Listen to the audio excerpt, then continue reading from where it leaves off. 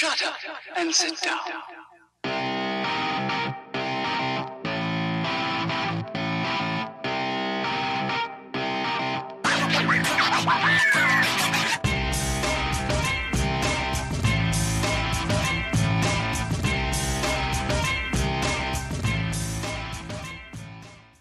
Yeah, but I just get right into it with Rachel Cushing. Yeah. Yeah. How you doing? I'm good. How are you? I'm good.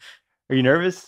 A little bit. Yeah. You know, this I keep mentioning this whole sort of world is still new to me. I mean, I'm about 6 months into it now with the Schmoedown, and which led to Thrones Talk, and Ken had me on his knapsack file. So I've done this at least once, and I did the Schmoedown rundown. So I'm getting more comfortable with it, I guess. Whole world of being like in front of the camera and being on the mic and stuff. Yeah, and just people being interested in what I have to say. That's still kind of strange to me sometimes. It's weird, right? Like you go from like no one cares about what you have to say to like everybody is like hanging on your word. And like, oh, she said this about a movie and she said this and about Game of Thrones. Like your opinion matters now. It's crazy. And I'm getting tweets from people and Facebook messages, and I had to sort of make a decision at a certain point with Facebook friends. Like getting a lot of requests from people whose names I've seen in the Facebook groups, but I ultimately decided that my Facebook page is more for me. Uh-huh. And I have a lot of friends on that, I haven't met before, but that's because we met through when I was writing. Okay. And before I became, and I'm saying this in quotes, like big, like, but a big deal. I say that hesitantly, but now, yeah. So if like anybody's friend requesting me, like it's not personal. It's just that I want to, that's more of a personal space, but I'm happy to talk with people on Twitter. Yeah, I noticed that too. Like once I started getting into all the schmoes knows and shows and stuff, I see requests on Facebook like, I don't know this person. Right. But then it says mutual friends, Copster, Cody, and like all them. I'm like, okay, like I don't want to be the asshole that doesn't accept their friend request, but then I just do it anyway. Like I don't use Facebook that much for like friends and family back home. Gotcha. It's just like whatever. Because now I'm part of like the Schmoville and the Schmovia Trivia Schmoedown group. Right. So it's just like that community. Yeah. But you like to keep like your private life. Yeah. And I'm pretty active on Facebook in terms of like, like I went on a hike this morning and I posted pictures, and my family members are on Facebook, and my nephew and, and I mean, Facebook is not a personal place, but it's still the people that I'm friends with are people that I feel I know. Mm-hmm. And so it's okay for me to open up about my life and the things that I post to them. So you don't want to see like, you don't want to post something and then someone comment like, hey, Schmoedown, and then your friends and family see it back home. Yeah, like I will post things about Schmo. I'll post my matches and stuff. And 90% of my friends are like, all right, that's just weird. But there's a handful that have gotten into it with me and follow me because they're my friends and they're good. And then there's been a smaller handful who have actually kind of gotten into it. So. Oh, really? They've gotten they've jumped on board with it? Yeah, Cool. my family actually. My parents watch the matches, and my sister and my brother-in-law and a couple of friends from high school and college are they now I get asked questions about other competitors, like what's the deal with the Outlaw and what's the whole thing with Jeff Snyder, and like so now I have to explain all the stories that have been built over the last 2 years of the Schmoedown, and have part of me is just like, just go watch some of those matches and then some of the stuff will make sense. But they know it's not real though, right? They know like he's playing a character like this, like Snyder's playing like a character of himself, right? They're just not like doing the whole heel thing. I had to. My sister was big into wrestling when we were younger. It is something I never appealed to me in any way. So I had a learning curve with that, with the Schmoedown and with Christian and Ken. And luckily they were able to sort of walk me through this whole, you play a character and there are storylines, like the game, the trivia, we don't mess with that, but we build and track all these other things around it, and people will play exaggerated versions of themselves. And that's taken a lot of getting used to for me. Are you able to play an exaggerated version of yourself? I don't know. I mean, I guess I've had my moments. At Collider Collision, I did decide to crush a tomato in front of the camera, which everybody was very happy that I did, and Christian was proud. And so I lived up to the persona, because the Crusher nickname he gave to me, I did not find out until seconds I walked out from behind the curtain on my first match that was the name he had given me. He called you the Crusher? Yeah. Uh-huh. So Ken and I played Tough Beats as our first match as a team, as the Nerds Watch. And literally we were standing behind the curtain and he goes, Rachel the Crusher Cushing. And I went to Ken, I'm like, well, that's news to me. Yeah. Did Ken know about it at all? I think so. I think him and Christian had probably some long talks about me in the sense of, like, I needed a little bit of hand holding. I didn't know if I really wanted to be doing this, but I did feel very strongly about more women being in the league because I enjoyed watching it. Yeah. And Clark Wolf was somebody that I felt was very inspirational. And I sort of wanted to do one of those, I'm an introverted behind the scenes person, but why shouldn't I just try this? Yeah. Like, who knows? Like, I could crash and burn and then people won't ever remember me and it's fine. Yeah. And instead, the opposite happened. I had a really good match for my first match. And then it's opened up doors that I hadn't expected to, like Thrones Talk. And then just honestly, one of my favorite things about the whole thing is just having met a lot of really cool people and made a lot of new friends amongst the competitors and you guys and everything. So and you're like a big movie nerd, exactly. Right? So like like it's not like, hey, we're throwing her a bone here. Like what you're doing. Like about all these movies and all these trivia things, right? I mean, I've loved movies since I was a kid. I did go to film school on the East Coast, so like. But you never know with the movie trivia thing. Yeah. Like, I think that there's people who love movies who wouldn't do well in that pressure-filled situation based on the way that the questions are, under the lights. Like, there's a lot of other factors that I had no idea if I would do with. Like, when I was sitting on my couch at home answering questions, I was like, I get, 50 to 75% of these. And I would have won that match. But, now I get mad at all the fans that say that. And I'm like, well, it's different when you're on your couch. I know now because I won more matches from my couch than I do from the actual studio because there's a lot of pressure up there. So you said on the collision course when you played Rotten Tomatoes that you did get like that pressure got to you? Yes. Yeah. Yep. I choked. I'd had a couple of questions in earlier matches that I was like, I should have known that. What was like a question that you thought, or that you said you knew, but you got it wrong? Yeah, do you remember? Of course I do. Like I've been dwelling on it and I shouldn't be. But at the collision, there was a question about the Jake Gyllenhaal movie, Nocturnal Animals. It was recent releases and I just couldn't pull Nocturnal Animals. And then the man from Uncle, the Armie Hammer, Henry Cavill, spy Michael movie. Mann? Or Guy Ritchie. Yeah. And so they gave they said it was, an action adventure movie and they said that the two actors and I was just sitting there going, I don't understand. Like, I know this. I saw this. I've seen this movie several times and like the lights, the pressure of that match, there was a bigger audience. Like that was the number one contender match. If we won, we would have gone on to play the Patriots. Whoa. And, I had just been flying so high because I had won pretty much every match I'd been in with the exception of the 5-way Inner Geekdom. But at the same time, I still, even though I didn't win that match, I still won, quote unquote, because like I did really well and people, recognized that. So collision, everything about the pressure cooker situation ended up getting to me. And I had a really rough time in round one. And I'm proud that I pulled it together. We had a really good round two. We got Denzel Washington movies, which did not help my confidence. But then, the questions were ones that I knew. And even a deep cut about his first Oscar nomination. I knew it was Cry Freedom, even though most people think it's Glory. And I thought it was Glory. Yeah, he was nominated. Right. But he didn't win. It was his first nomination. Okay. And so that was a kind of a tricky question for that. And my brain did remember that. Yeah. So it started working again. But so at that moment, you think of like the big picture of like, if I don't get this question, I get this, and all that runs through your head in the 15 seconds that you have to answer that question. I can't even like articulate what runs through your head in those 15 seconds, but it's so many things. And I really admire competitors that can process and then like throw things out of their brain. Like anybody, we always talk about it, but like I feel like if the wrong answer comes into your brain, it's impossible to like dismiss it. It sticks and then you can't get to the right one.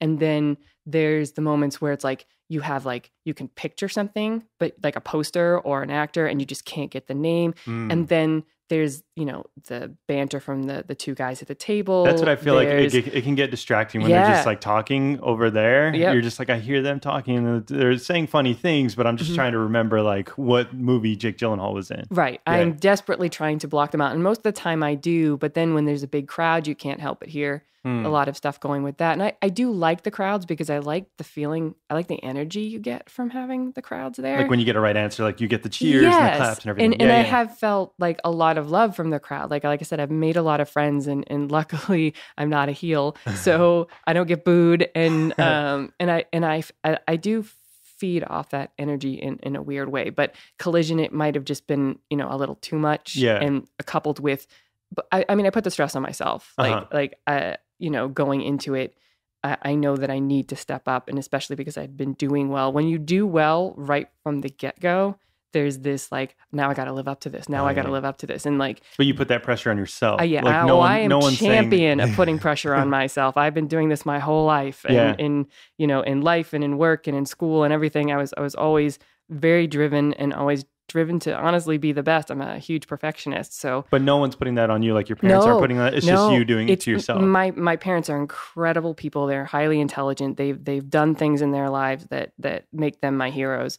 And they always emphasized doing your best, not better than everybody else. I somehow in my head, best meant always being the actual best at whatever I did. So also including being better than everyone else. Yeah, that in my head, that was always the thing I needed to do. So I had to get the best grades in the class. I had to win the awards. I had to, when I was playing basketball for years, I had to be the best and it wasn't always, but I always felt like I was supposed to be, or I needed to be. And I would just be very driven about that. But that's a good thing though, when it comes to work and doing your best in life. It is, but it definitely should be managed?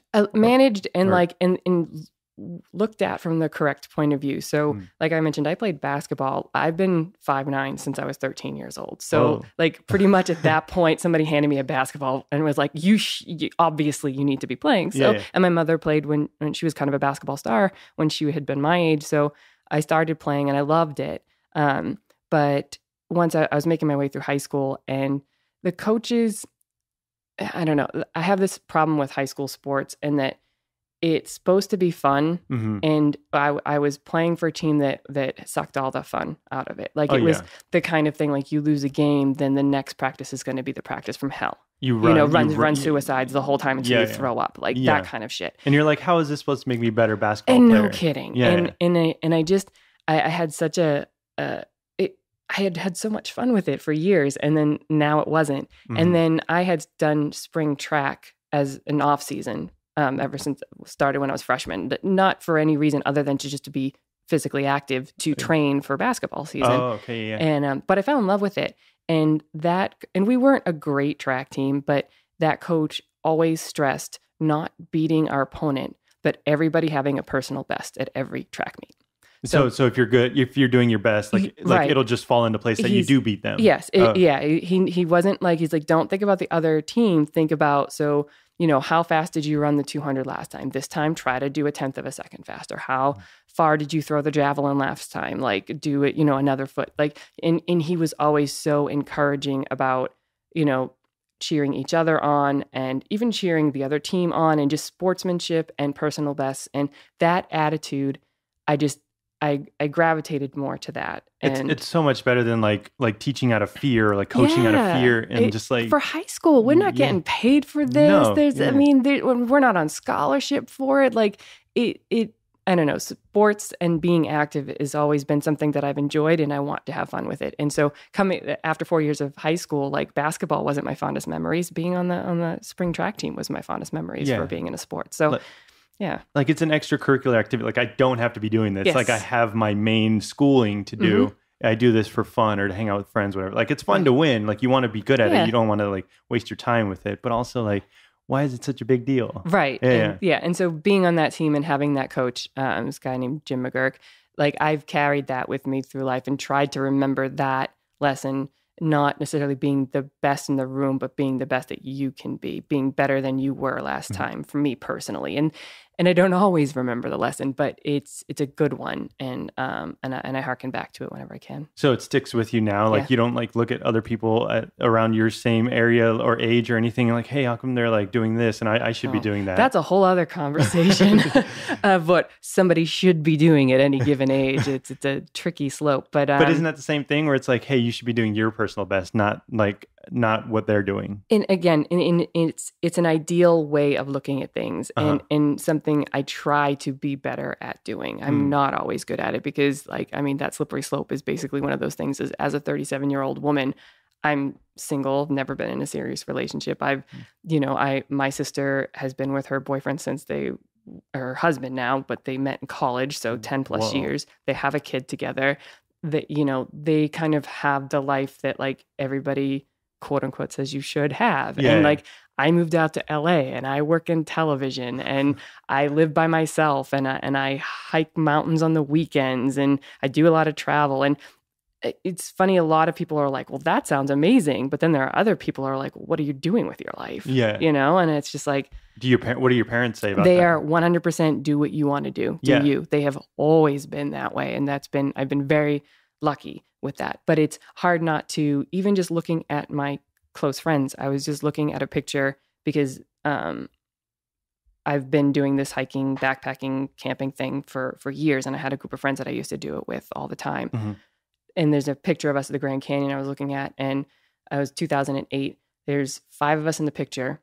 I am the only one that has not gotten married since then. Wow. And 3 out of the other 4 have all started to have kids. Mm-hmm. So they're in places in their life where, like, I just went hiking this morning. None of them could come with me because they've got kids and they've got things going on, and one's moved away for her family. So it's, you know, some people look at me and go, well, why are you still doing it? You know, that living that kind of, you know. But it's a tough thing. Like, do they live in LA or did they work in the LA? Yeah, like, I mean, a couple of them still do, but like, you know, one of them has 2 kids, and like getting up early on a Sunday morning means getting them up and taking care of them and making sure they have breakfast and do all the things. I mean, they're, you know, 2 and 4.5 or whatever. Like, they're not at an age where she can just, you know, you can take care of yourselves. I can go off and do something. Yeah, you know, she has other people to take care of. Yeah, when you're in your 20s, you get to like pretty much like call people up on a Friday night. Hey, what are you doing? I'm not doing anything. So let's all just do this. Like that phase of my life, and with most of my close friends, is just, it's not the case anymore. Mm-hmm. You know, they aren't available at the drop of a hat the way that I am,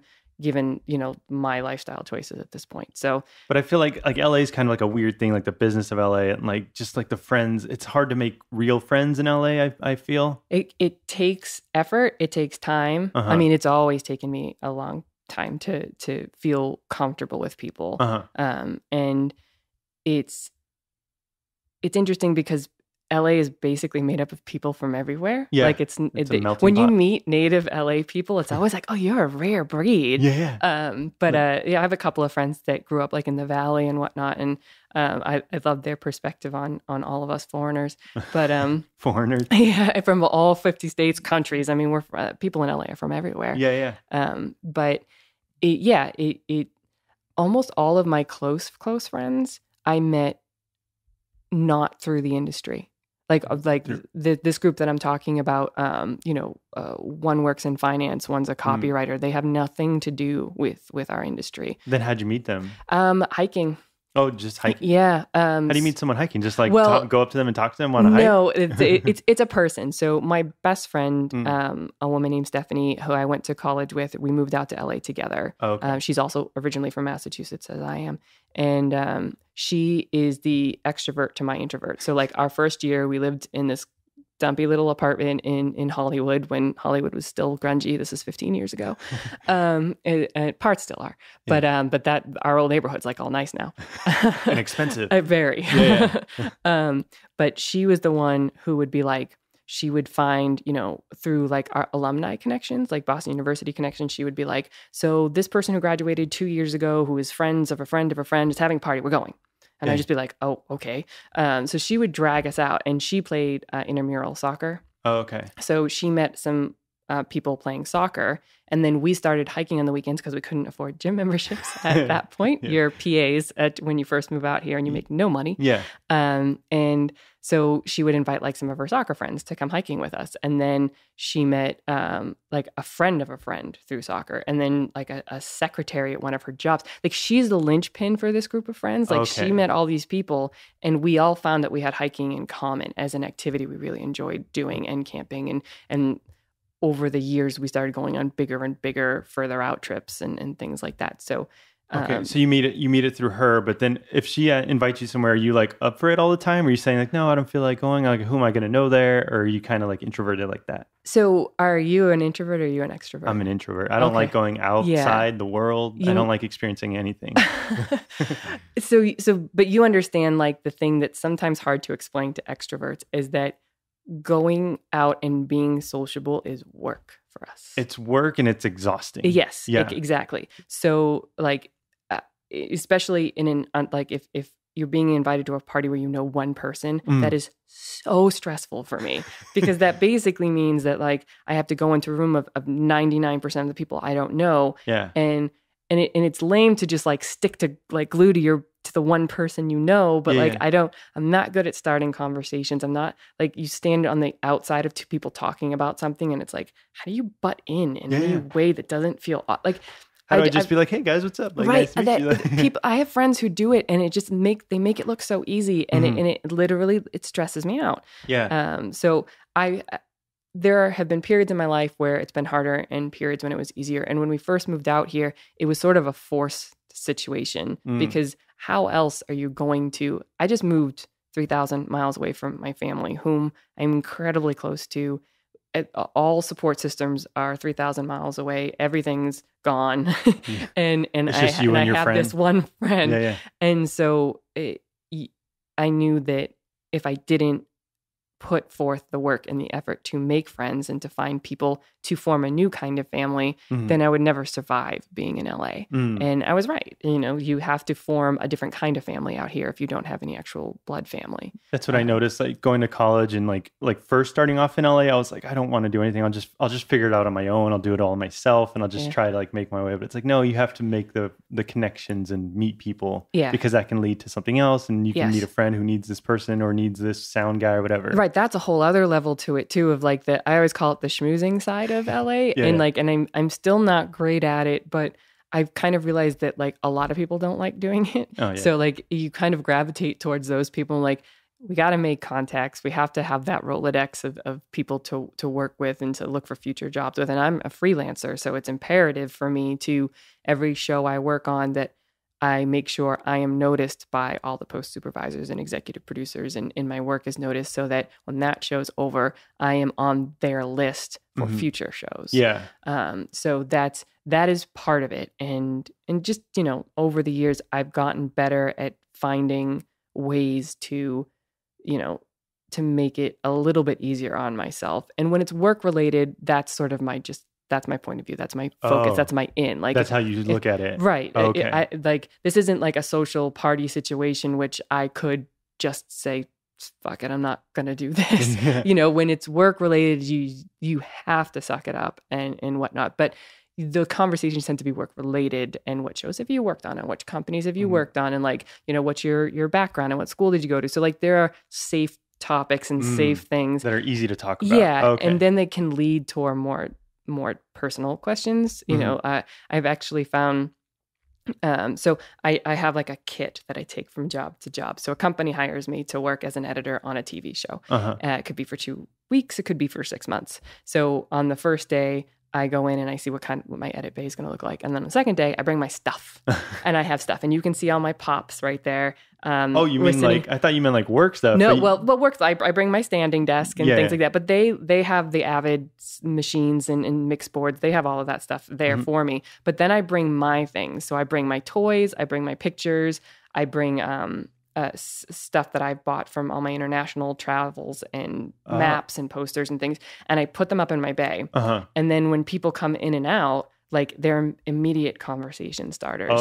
And they're ways for people like it's my home for however many weeks I'm on this job. So that's why I want my stuff there. But it's also a way for people to sort of get to know me just at a glance. Like when you walk into somebody's apartment and you see the kind of artwork that they have on their walls or the kinds of things that they have, then you get an idea of the kind of person they are and a conversation starters. So, so are you doing it specifically for that purpose where it's like, hey, I'm expressing myself. This is who I am now. A little bit. Like it's helpful in breaking down the walls when you don't know somebody very well. Like I said, the conversation starter aspect of it. I'm like, oh, that's a map of Tanzania. Have you been there? I'm like, well, actually I have. And this is why I went. And like, they talk about their travels. And like, there's just little ins for that kind of stuff. As opposed to just blank walls. It's like, what do I talk about with this guy? Like, I know nothing about him. Like it's a nudge in the right direction of the kinds of things that maybe I would be open to having a little conversation about. So. Oh, okay. I didn't notice. I didn't think about that. That's like, it's expressing yourself and showing what you are comfortable with. Right. I've always been, you can tell I have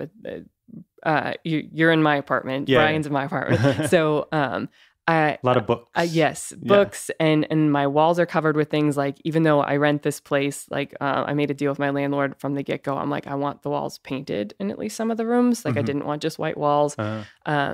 And yeah, so my family is a stuff family, which we're kind of putting a lid on it now. But growing up, we're always like, if you're into something, if you're into a book series or movies or sports or whatnot, then like we would get gifts in the vein of things. So my walls have always had stuff on them. I always have pictures. I always have books out and about. And that's just.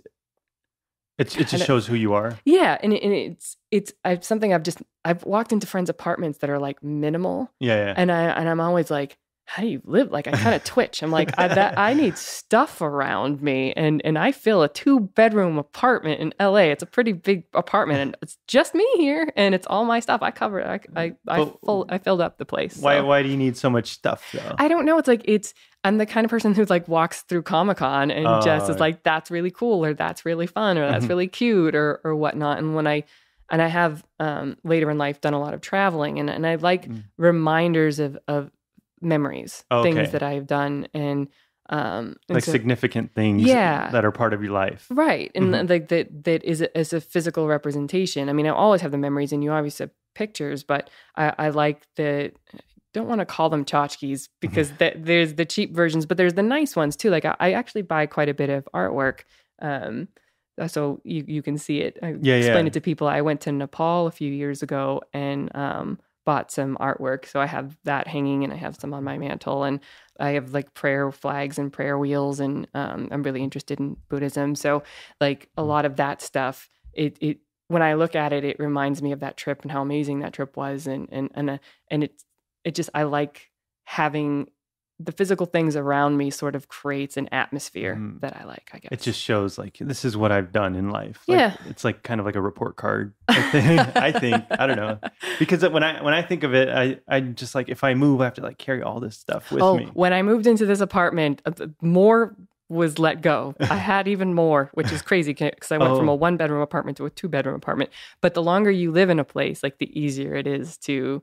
I like still have that piece of wall space and I can put something there. And I don't know, there was a part of me when I moved into this place, because it was so big, that I ended up buying bigger furniture, and we're sitting at my dining room table. I don't ever sit at my dining room table. Like I think I've had people sit around this like twice in 4 years. Like it's never used. It's untouched and everything. I just eat on the couch and the coffee table more often than not. This is usually a catch-all. I just cleaned it up for when you got here. Whenever you get home, you just throw something on there. Yeah, like, it's a very easy catch-all, for stuff, and I don't need to eat on it very often. But like, I bought it because clearly this is the space where you would have a 6-person dining room table, even though it's supposed to be there. Yeah, kind of. Yeah, so I sort of fell for that when Have you ever seen Up in the Air? Yeah. See, like I trying to like adopt his philosophy of like, you don't need the luggage, you don't need the baggage thing, like. But like I know he had issues in that movie as well, but I'm just like, I'm trying to like I have a lot of stuff too, but I'm trying to just like go minimal. Yeah. If that makes sense. I would like to, but every time I sort of do a purge, it's every time you pull something out, it's like, oh, this is from that moment, or this is from that moment. And that's hard for me to let go sometimes. Yeah. And I'm also a prepared person, and I get this from my parents and my dad in particular, like, and I'm like, we can talk about it if you want at some point, but like I said, I've done a lot of hiking and backpacking, and I'm always the one. I did a 7-mile hike this morning. Mm-hmm. I had enough stuff in my bag to camp out overnight if that happened. Like I'm super, yes. Yeah, I'm like if something happened and I had to like sleep out for whatever reason, got hurt, whatever it is. I mean, it wouldn't have happened where I hiked today, but it's it's just part of me to be prepared. And so like I have the 6-person dining room table and the dishes set to go with it and everything for that one time that I host Thanksgiving or, for my friends or whatever. Yeah. Like I'm prepared for a bunch of things that might not necessarily ever happen. Oh, okay. I do that too. Like I brought all my equipment here too, but I bring extra cables just in case like something goes wrong. Just in case is like practically a mantra, which is I go overboard on it sometimes. So like when I pack to go, like we went to Comic-Con and I was determined to get my stuff into just like my regular small roll-on suitcase. But like I kept thinking, well, what if the weather's like this? But if it's not and it's like this, then I should have this too. Yeah. And like if I want comfortable shoes for the day, but then if there's parties at night, then I want the nice shoes. So I have to bring both pairs. And then what about what about this? Just I can get carried away with that. Same here. I'm just like, okay, I need an outfit for the daytime, nighttime. That's 2 pairs of boxers, 2 pairs of socks, everything. And then like when we get there, like I don't use half the things. Exactly. So then like the next time I try to picture, it's like, okay, like I didn't do that, but what if I do need that? Like, what if this is the time where I need that extra pair of socks because it gets wet or something? Yep. But it's like, it just gets like overwhelming where it's like, I just get all this anxiety, like all these thoughts and everything just going through my head, like that what if factor. Oh yeah. It's crazy. And, later, so my friends and I started doing like all the hiking and the camping stuff. Most of it was car based, but then I took a wilderness training class a few years ago, and I started getting into backpacking, which is, you have to take everything you need with you on your back for however many days you're going to be out in the wilderness. And so you want as least as possible, or basically it's a balancing act, literally. I mean, you have to have enough food and emergency supplies, because now I was going out into the wilderness. Like these are places where things can go wrong and you have to be prepared for it. There's no trails or anything. I mean, there's some. And I've done some backcountry and I've done some trails. When I go by myself, I'll do trails. That makes my parents feel like I'm being safer. But you only have so much room, and there's only so many pounds you can carry physically on your back. So you really have to, like, the things that end up going tend to be like extra clothes and things like that. And I'm just going to wear the same shorts every day for a week. Like, it's just how it's going to be, kind of stuff, because the emergency supplies and the food and the shelter, like those are imperative when you're going out there. So. See, I do that for a reason. Like I'm like, just in case that does, like, some situation does happen, like, I'm ready. I got this. Yeah. Like I can help somebody out. Like, hey, you need an extra jacket. I got an extra jacket. Yeah. Like, I don't get how people can just bring like a carry-on bag and just like go through life. Maybe neither. It's mind-boggling to me. Like, how do you do that? I don't know. Like, I'm just ready for anything. I try to be, but then it also is like, if I am carrying around my equipment, I try to think like, oh, I didn't use that last time, so I don't need this. Sure. Yeah. Yep. I try to go like with the situations. Right. I don't know. You want to play what if a little bit. Yeah. And don't get too carried away with it. But what do you think about, like, what if when you leave your apartment, like what if something happens in my apartment? Like, what if like I forgot to turn the sink off or something? Oh, well, that's not as bad for me, mostly because I grew up, my dad was a firefighter. Oh, okay. So, like, we just had stuff drilled into us. Like, we weren't allowed to ever have candles, and always triple checking that the stove is off, and the curling irons and things are unplugged. Like, that was just so ingrained in us, because it was so ingrained in him because of his job, that I tend not to have a lot of, it's by habit now that I'm pretty sure that I've always taken care of everything I needed to before I leave my place. It's not that careless attitude where it's like you just leave, like you have to check everything before you go. Yeah. I want to go back to like your relationships and like meeting people in LA. Okay. I noticed like when you're a freelancer, like you have to sell yourself. You have to become a quote unquote brand, and you're like, this is who I am. Are you able to do that? It's like everything else with me putting myself forward. It's like I have good days with it and I have bad days with it. And sometimes I have to interview. Like, I mean, I've been freelance since 2008. So nearly 10 years. So I have built up the Rolodex and the roster, and it so that it's not, I don't have to interview as much anymore. Okay. It's just still, like word of mouth type thing. Yeah. And like recommendations are massive in my industry. So, if another editor or somebody, tells like, so, my friend Mary gets asked to edit on a show and she can't, but she says, I've edited with Rachel before. I highly recommend her. They wanted Mary, couldn't get her, but they'll take her recommendation. I'll talk to them on the phone and sometimes go in and meet, just for them to make sure I'm not crazy. And then go right in. But I mean, also the opposite has happened too. I had to. So my next job I'm starting on is a show called Project Runway, the All Stars version, and I've been working on it for the last 2 seasons. It'll be my 3rd season, so I start in September. I had to interview for that because it's a hugely sought after show. And they had an opening and a producer got me in to interview, but I had to put my best foot forward in the interview because they told me straight up, they're like, we're kind of a family, with the regular series and this spinoff series, like we know everybody, we're very particular about the kinds of people. It's not just about your editing. It's the kind we want the personalities to fit and everything else. So, but I was able to put my best foot forward and. So what do you say like in an interview? How do you feel? How do you like not come off as just like a braggart? Or if that's the right word, like when you're just bragging about everything, you're just like, yeah, I've done this, I've done that. Like, look how great my editing skills are. Like, you have to do that? You do, but your work, luckily, most of the time, your work can speak for itself. Like, if they've seen the shows you've worked on, then they already can see that you're capable of doing X, Y, or Z. Like, in that interview, it was much more, they just wanted to have a conversation with me.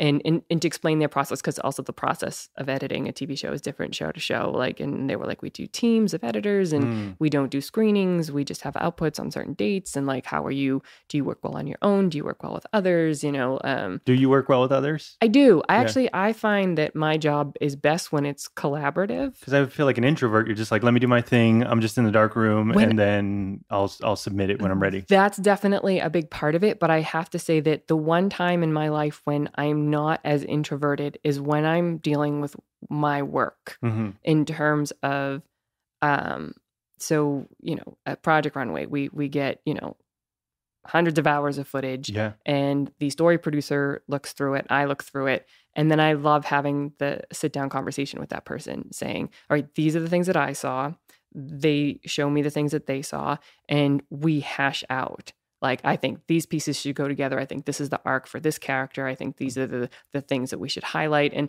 that sort of, I'm in a creative place. I'm in a storytelling place in my head. And I don't have trouble, articulating or telling people what my vision is for something in that moment. So you're able to like collaborate and you see like the creativeness in someone else too. You're like, okay, that does make sense. I think bouncing your ideas off of other people is always a smart thing to do, especially if that's somebody you trust and you build that trust for sure. And, I've had fantastic co-editors and story producers and executive producers who, when I asked them, what do you think about this? Their opinions are opinions that I know that I trust and want, and we can work, through that together. So there's certain producers that if they ever ask me if I'm available to work on a show with them, I will say yes, 100%, because I know that we work well together on top of, it's a type of show or it's the subject matter, something I'm interested in or whatever. So you don't approach it where you're like, okay, like I know like the perfect way to edit this. Like, no, that's not you at all. Like, I approach it with like, this is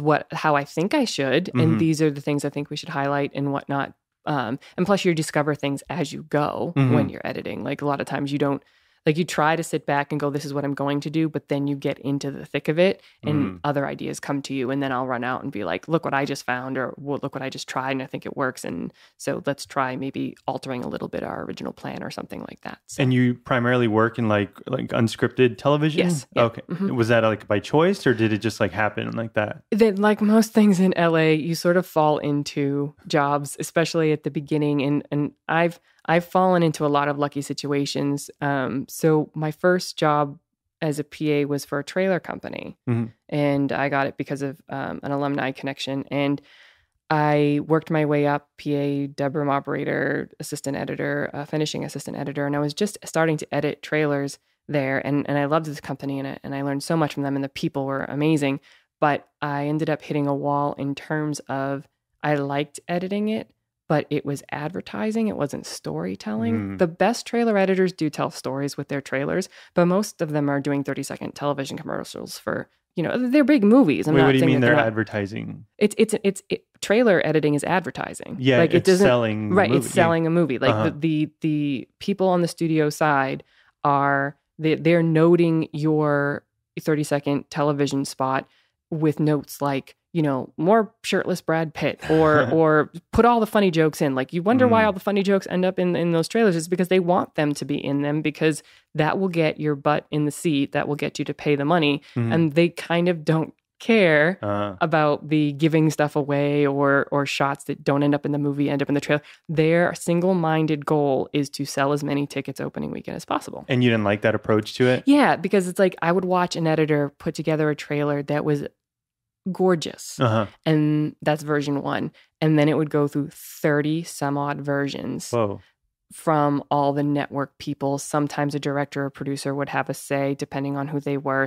We had, actors and producers coming through the office all the time, and they would have say and all this stuff. They would say like, "Hey, include me more in this trailer." Sometimes, Whoa. yeah. Like Mel Gibson was there for Apocalypto. Bruce Willis was there for a whole 10 Yards. We did the Nacho Libre campaign for Jack Black, and they were all very nice, but they all in their contracts or whatever were involved in the advertising process as well. Really? So that's a lot of cooks in the kitchen, all whose goal is to sell the movie and sell tickets and not to do something artistic or creative or tell a story. Now, again, like there have been some amazing trailers throughout history where the studio has allowed the creative part of it shine, but that's one trailer out of 100, and the others are all cookie cutter for all intents and purposes. It's just a business. Right. It's like, still a style, and it's beautiful, and I still have a lot of friends who do it, and I admire it. But I really wanted to tell stories. And so I got an opportunity to be an assistant editor on a feature documentary. It was Leonardo DiCaprio's The 11th Hour. Which one's that about? Is that like it's a global warming? Okay, yeah. I was like third assistant editor. I didn't work a lot on it. I worked nights, so I never actually got to meet Pietro Scalia, who I would have died to have met because he's Ridley Scott's editor. He's one of my heroes as an editor. So what does this like a third assistant editor do? Like set up we would get so much B-roll footage that I would just like bring it into the Avid in the system and like organize it. Literally, that's all I did for like the time that I was on there. But it was a door open to a different world other than trailer advertising, and you get so pigeonholed even in post-production. So I did that, and then it led to me being the only assistant editor on another feature documentary, which was the best 9 months I think I've ever had in LA career-wise. It was a documentary called Running the Sahara. It was produced by Matt Damon's production company. It was about 3 ultramarathon runners who ran across Africa to raise awareness for water.org. Oh, cool. And it was an amazing experience. And the editor, this guy named Ricky, taught me so much. I actually edited scenes that ended up in the documentary, even though I was only the assistant editor. And it was just, I loved what we did. Like we just would get all these hours and hours and hours of footage and craft a story. Like it's not pre-scripted. Nobody told us what this was going to be or had to be. It was, this is the footage. What should it be? And finding the story in that. So you enjoy doing that, going through all the hours of footage and like picking pieces and finding and the pieces and putting them together. And it's, you have to think differently. Advertising actually helped prepare me for that, because when you cut trailers, you take, a line from the first part of the movie and a line from later in the movie, and you put them back to back, and all of a sudden it's saying something interesting or different, or it's telling a story. And it's having an eye for all of the different pieces spread out all over the place, putting them together, and what do you say with that? So that's what I have trouble doing, because like you go non-linear. I think of just like linear, just like, okay, we have to start from the first footage we got and like end with the last footage. But it's not really like that. It doesn't always have to be like that. I mean, there's procedurals within reality TV, and what ended up happening with like documentary is very difficult to make a living in. And I actually went through a period where I couldn't find work after that feature documentary, which was a very scary period. How long did that go? It was, I think, like maybe 4 months. Okay. Where no work came? Because like I didn't know what I was doing. I'd done the 2 features, and I didn't know if that's what I'd continue to want to do. And like, at a certain point, it was also like, I'll just take a job. Wherever I go. Yeah. So I ended up like on this terrible talk show for all of 2 weeks before Ricky, who he'd edited that documentary, but he was a big reality TV editor. He'd worked on a lot of Mark Burnett shows, and he had found out that The Bachelor was looking for what they called an associate editor, which is basically like a junior editor position. And because I had edited for him on the documentary, he said, she's a step above assistant now. Like she can actually edit for you. So is associate higher than assistant, or? Yes. Okay. And not all shows have it. This was like, I don't need, and if they do, they might call it something else. They might call it a junior editor. They might call it a night editor, because I was working nights to do this. So you're still editing the footage, like, whereas an assistant editor just sets that up and organizes everything? Yes. Okay. Yeah. Their job is basically just to get all the footage into the systems and then just group all the camera angles. Like it's a very non-creative job, and it's very technical. And being an assistant editor in this industry is they're the unsung heroes because of the stuff that they have to do. And the technology changes so much that like my assistant editing days was at a trailer house. So it was a different, I didn't know what grouping was. Nobody's going to know what grouping is when they hear this, but there's a certain things that you do in certain kinds of editing, and whether it's scripted or unscripted or whatever it is. And now I don't think I could go back to being an assistant editor without having to train again, because what I was doing 10 years ago as an assistant is not all of the systems and the technologies changed. So what did you first start off with, like editing like Avid? Or? Yeah, I've always been on Avid. I've been very lucky in that respect. I even started to learn in college. They were just starting to put Avids in some of the better or the bigger film schools. And so like I did get to like handle one my senior year. Because Avid is like normally like a really expensive program where like people just start off with like Final Cut or something. But back then there was no Final Cut. Oh, okay. Like, so the Avid was the only game in town for a very long time, and then Final Cut came in. But I had established a career in trailers and then in unscripted, and neither of those really works very well with a lot of footage. You need a lot of storage for unscripted, because there is so much more footage than there tends to be for scripted. So my world still tended to be Avid, even though Final Cut was making inroads, and then Final Cut went away. But now Premiere Pro is sort of, is that becoming like an industry standard? Yes. For a lot of, again, it tends to be for smaller post houses or smaller projects. But I mean, I'm pretty sure everything that's cut at Collider is on Premiere. They do. They like the Adobe Suite, because you can bring in like After Effects and Final Cut, or not Photoshop files. Yeah.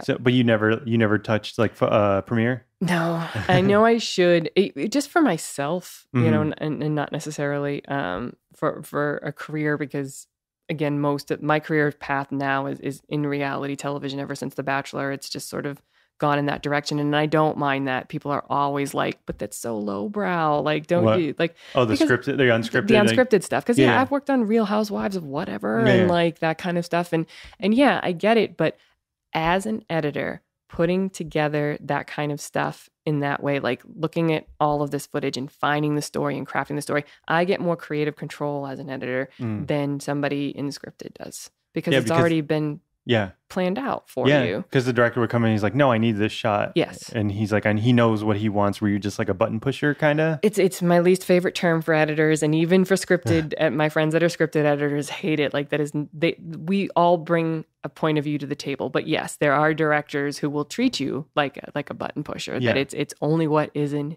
his or her head that matters. And that is too bad, because filmmaking, television making, all of it is collaborative process, and like everybody should be working together and bringing different ideas to the table. And I hate any sort of environment where you feel scared to pitch an idea of like, why don't we cut it this way? Okay. Like that to me is wasting an editor's talents. Have you ever experienced that? Oh, where people don't appreciate what you do, and they don't want to hear what you have to say? It's my way or the highway, or these are the notes. This has to be the case. And you have to deal with those personalities. It's in any industry. I'm sure. So, well, in this industry, a lot of people like to feel important, so they like to have all the last say. I guess they're like, maybe we should do this. I know one of my teachers would say, like, they just had like the asshole button where like where someone would come in and give them notes and say, maybe we should do that, or like bump that up a little, and they would just push like a fake button that doesn't do anything. And then making it seem like they did something, and then the guy would like, that sounds better. Oh my God, it is so funny when we'll get a note from an exec at some random studio, and they'll be like, this whole thing is just not working, and that's not really helpful, because it's not specific in any way. So we'll be like, all right, fine. So like we'll change out a B-roll shot, and like the part of the interview that they're on camera for, we'll extend that like a couple of seconds, send it back, and then their next note will be like, that's so much better, and you're just like, you don't even realize that we basically did nothing, because you're just justifying your job by giving me that note. Not all of them, but there are definite levels of that happening. But isn't that what happens? Like when you said, like when someone edits a trailer and it goes through 30 different versions, like it's someone just wanting to make a difference and like feeling justified and getting paid the money to do that. Yeah, a lot of it is. Yeah. But I want to go back to you. Like you worked on The Bachelor and The Bachelor in Paradise? I did the first season of Bachelor in Paradise. So I started Bachelor season 12, which was the British Bachelor. So that's going back a ways. But but that was when they were back in their upswing, because like The Bachelor was like a thing when I was like 21. The first season came out, my best friend and I were like, what is this? Like, and we used to watch it religiously with like the old rabbit ear antennae, because again, we couldn't afford cable yet. And then I didn't even realize it was still a thing, because it did like 4 or 5 seasons, and they did a couple of The Bachelorette and whatnot. And then it seemed to just go away, but it never fully went away. They were always doing like 1 season a year, and it was doing just good enough to keep coming back. There was still that Bachelor Nation that like just kept the show going. Right, but they weren't like known as that yet. There was like a second wave where Bachelor Nation happened. And that was thankfully about when I was joining up. Okay. So it gave me, I spent 4 years just doing Bachelor, Bachelorette, Bachelor Pad or Bachelor in Paradise, whatever the summer one was, back to Bachelor, back to Bachelorette. And I just did it back to back for 4 years. And it got me my union card and my union hours, which was great. I worked my way up. I was an associate editor, then a night editor, and then an actual full-fledged day editor. Met some of the most amazing people, did amazing things, and met Christian. That's how I met Christian. That's how you met Harloff? Oh, yeah, he worked on The Bachelor. He worked on The Bachelor, yeah. So what was he doing when you were editing it? He was a producer. He did more stuff in the field. Oh, I didn't work with him specifically on my episodes, but like I'd walk by his desk every day, and this is just like I've told this story before. It's just like on one occasion he was talking about movies, and I overheard him, and it's one of the few times in my life where I did sort of like interrupt a conversation between two people I didn't know. You're like, excuse me, right? Yeah. But they were talking about something that I just had a thought on or whatnot, and so it ended up evolving into almost a daily conversation between us about just movies. And like I have friends that love movies, but not the way that I do. And it's not a knock on them. It's just like I see 2 or 3 movies a week. Like most of my friends go like once a month, once or 2 months. Like, I've noticed that you're always posting on Twitter and like Stardust app or whatever, like giving your reactions to every movie you see, even if it's bad. Like I heard you saw Valerian. Yes. And people have been shitting on it, but you want to see it anyway? Absolutely. Like we all have the genres and the things that we love, and sci-fi fantasy is something that even the bad ones I'm willing to check out and whatnot.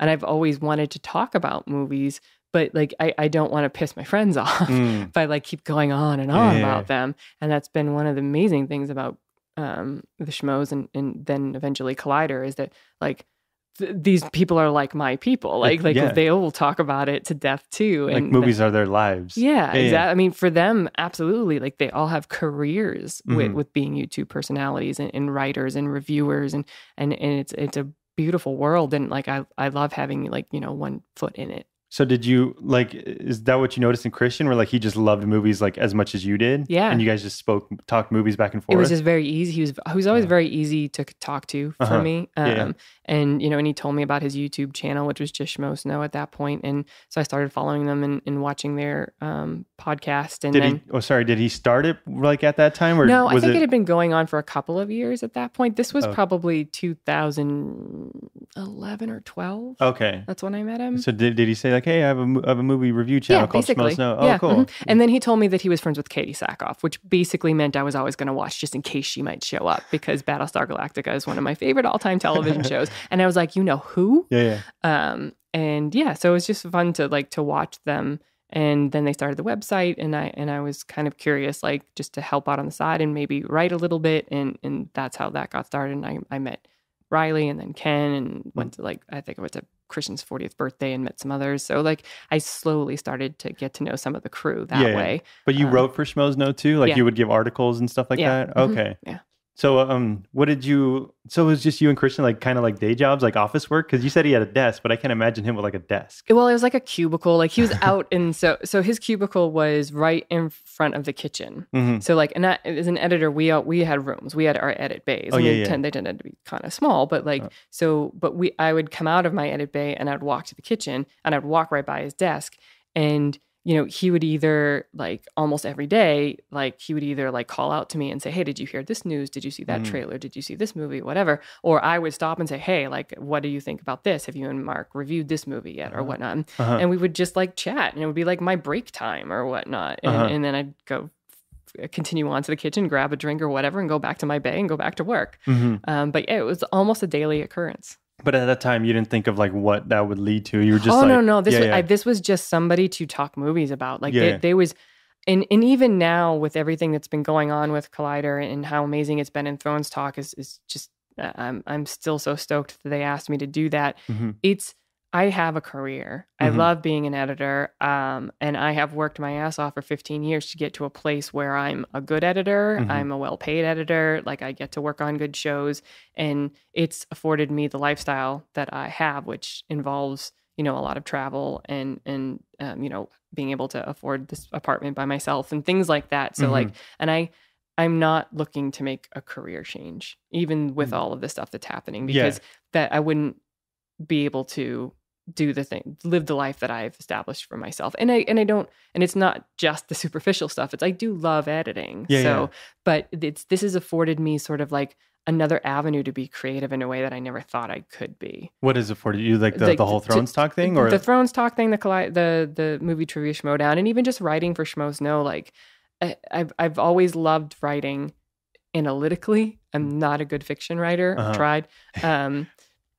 But I love, like, I would write mini reviews on Facebook, like you said, like you see them posted up for movies. But I always like the idea of like being more thorough with my thoughts and whatnot. And Scott Mantz, who I met through Christian and all them, encouraged me to start my own movie blog just for me. It was never intended to like get recognition and somebody to like hire me to write reviews for the LA Times. Like, no, it was never meant to be that. It was just an outlet because it was something I enjoyed doing, writing.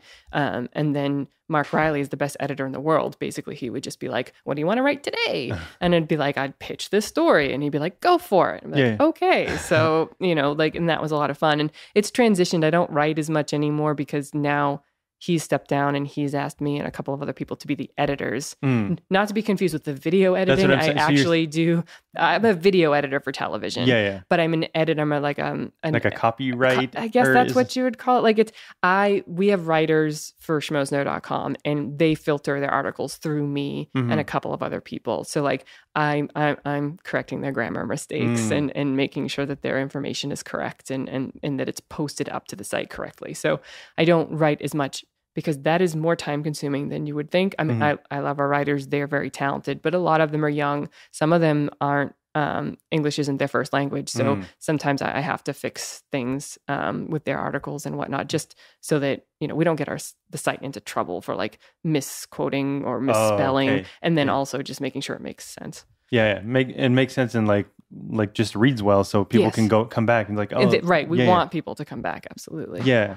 So I want to go back to the movies where you said you like talking about movies. Like, how do you like approach like going about movies, or like when you like discuss movies? Because you say you like to look at them like analytically and like different than your friends would look at them. A little bit. Movie reviewing, and I've had this conversation a lot in the last couple of years, because it's subjective, but I actually fall into a category where certain people, certain reviewers, certain experts can be fairly close to objective in their reviews. And that's why, like I say, analytically, like I'm not a big fan of people just walking out of a movie and just saying, that was awesome, or that sucked. That doesn't mean anything to me. Like why does it suck? Or why was it awesome? I've always been a big believer in sort of backing your opinion up with facts in some way, shape, or form. And because I went to film school, and yes, that does sort of make me a bit of a film snob, like pretentious, like, a little bit. Reviewer. Like I really, really try not to, but like my point of view for my reviews when I write them, which I haven't really much this year, is I always break movies down into the acting and the characters, the screenplay, and then the filmmaking. So I literally review each of those things separately. Oh, okay.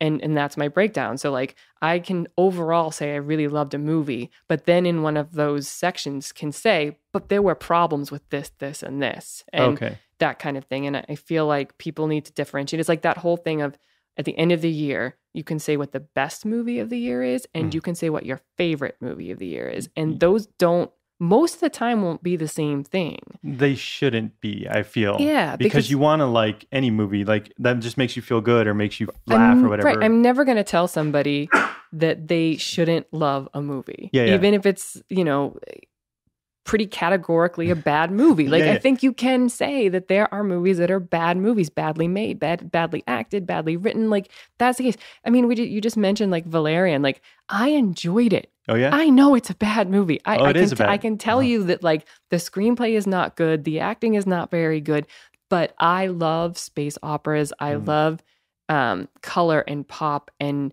I love Luc Besson's mind, like his ideas and his execution of those ideas and all the different species and the city of Alpha. Like there was so much about that I fell in love with, that I kind of just went along with, you know, some of the trite stuff and the bad dialogue. And like, I know that those things exist. So like, it does make it hard for me to grade that movie, because for me personally, Rachel, who loves these kinds of movies, even when they're bad, I would give it, you know, a fresh quote unquote review. But like, if I broke it down in an objective way based on my knowledge of movies, based on the fact that I went to film school, that I've seen thousands of movies, and that I understand filmmaking, then I can't rate it a fresh movie. You know what I mean? Say like, it's bad, like it's not a well-made movie. Yes, but you absolutely. still enjoyed it. Yes, because like you said, you gave an Atomic Blonde review, and you said, okay, this is like it's not well made. Yeah, it isn't well made, but you said the screenplay's not as good. Oh, not at all. It's derivative in the worst way, in my opinion. But then how come like the screenplay for Valerian gets a pass, but not Atomic Blonde? Because that's my personal thing for it. Like I like sci-fi, fantasy, adventure movies more. So I'm probably going to be more forgiving for that kind of thing. Spy movies, I will only enjoy if they're smart enough for me to enjoy. Like Bourne movies and things like that. Like there is a craft to making a spy movie good for me, and there has because there are always going to be twists and turns, and there's always going to be character fake outs. Like that's the nature of a spy movie. But if those twists and turns are there merely because they're twists and turns and not because they are earned in any way, then I'm out. Like that bothers me. And that's what Atomic Blonde had. That's what for me personally. Now a lot of people will forgive that because they love spy movies, and that's the thing. So like that's the part where the subjectivity is perfectly valid. But again, for me, it's the backing up of your opinion. Like, you do not just tell me that Valerian sucked. Like that means nothing to me. That is not well thought out. That is not interesting. That is not going to affect my opinion one way or the other. And it's not about affecting people's opinions, but it is, I hope, about communicating opinions and having a dialogue. That's what I like discussing. And like, why is this bad? Why is this good? Like, why does this deserve the best Oscar nomination or whatever? And when you go into those conversations, you shouldn't go into it with like, I'm going to change your mind about this. No, because our opinions are just that, our opinions. But to have a conversation about it and to go, oh, I can see that point of view, or I can see why you think that, then that's the goal. So when it comes to Valerian, this like objectively wasn't a good movie, but you enjoyed it. Yes, exactly. And then Atomic Blonde wasn't a good movie, and you didn't enjoy it? Not particularly. I loved. I mean, and I'm also the kind of person that, like, just because a movie has a kick-ass female lead does not give it a pass on the other. Like, a lot of people are just like rah-rahing about the kick-ass female lead, which, yes, we need these movies. They should exist. But it doesn't mean that we get to praise them on that sole thing. It can't rest on that. No, not at all. And that it's amazing that it exists, and and I've seen the behind the scenes stuff, and she physically did all those stunts, and the stunts and the action was very good. She was very good. So like it was watchable, and I did not walk out of the theater going, I just wasted my money, but I did walk out of the theater rolling my eyes. At some of the story points. I was just like, you've got to be kidding me. So that bad? Like, for me, yes. Okay. I really had like a knee jerk, like, really? Like, that's how you're going to tell this story? And it sort of breaks the fourth wall and has a whole speech in it. And it does like, that? That's how you're going to explain things? It talks to the audience and tries to be like a There's meta a character that has one, and you get the feeling that like maybe that wasn't written into the original script because the story was too convoluted, and so like they had to declare this character's point of view and what was going on, and it didn't flow. It didn't make logical sense, and at the end, they tried something, but it was too little too late for me. And I could just poke all kinds of holes in the plot, which I'm not going to spoil it for anybody. And this, if you loved it, anybody listening to this, I perfectly understand that is a valid point of view. But for me, and I watched those two in the same day. Oh, okay. So.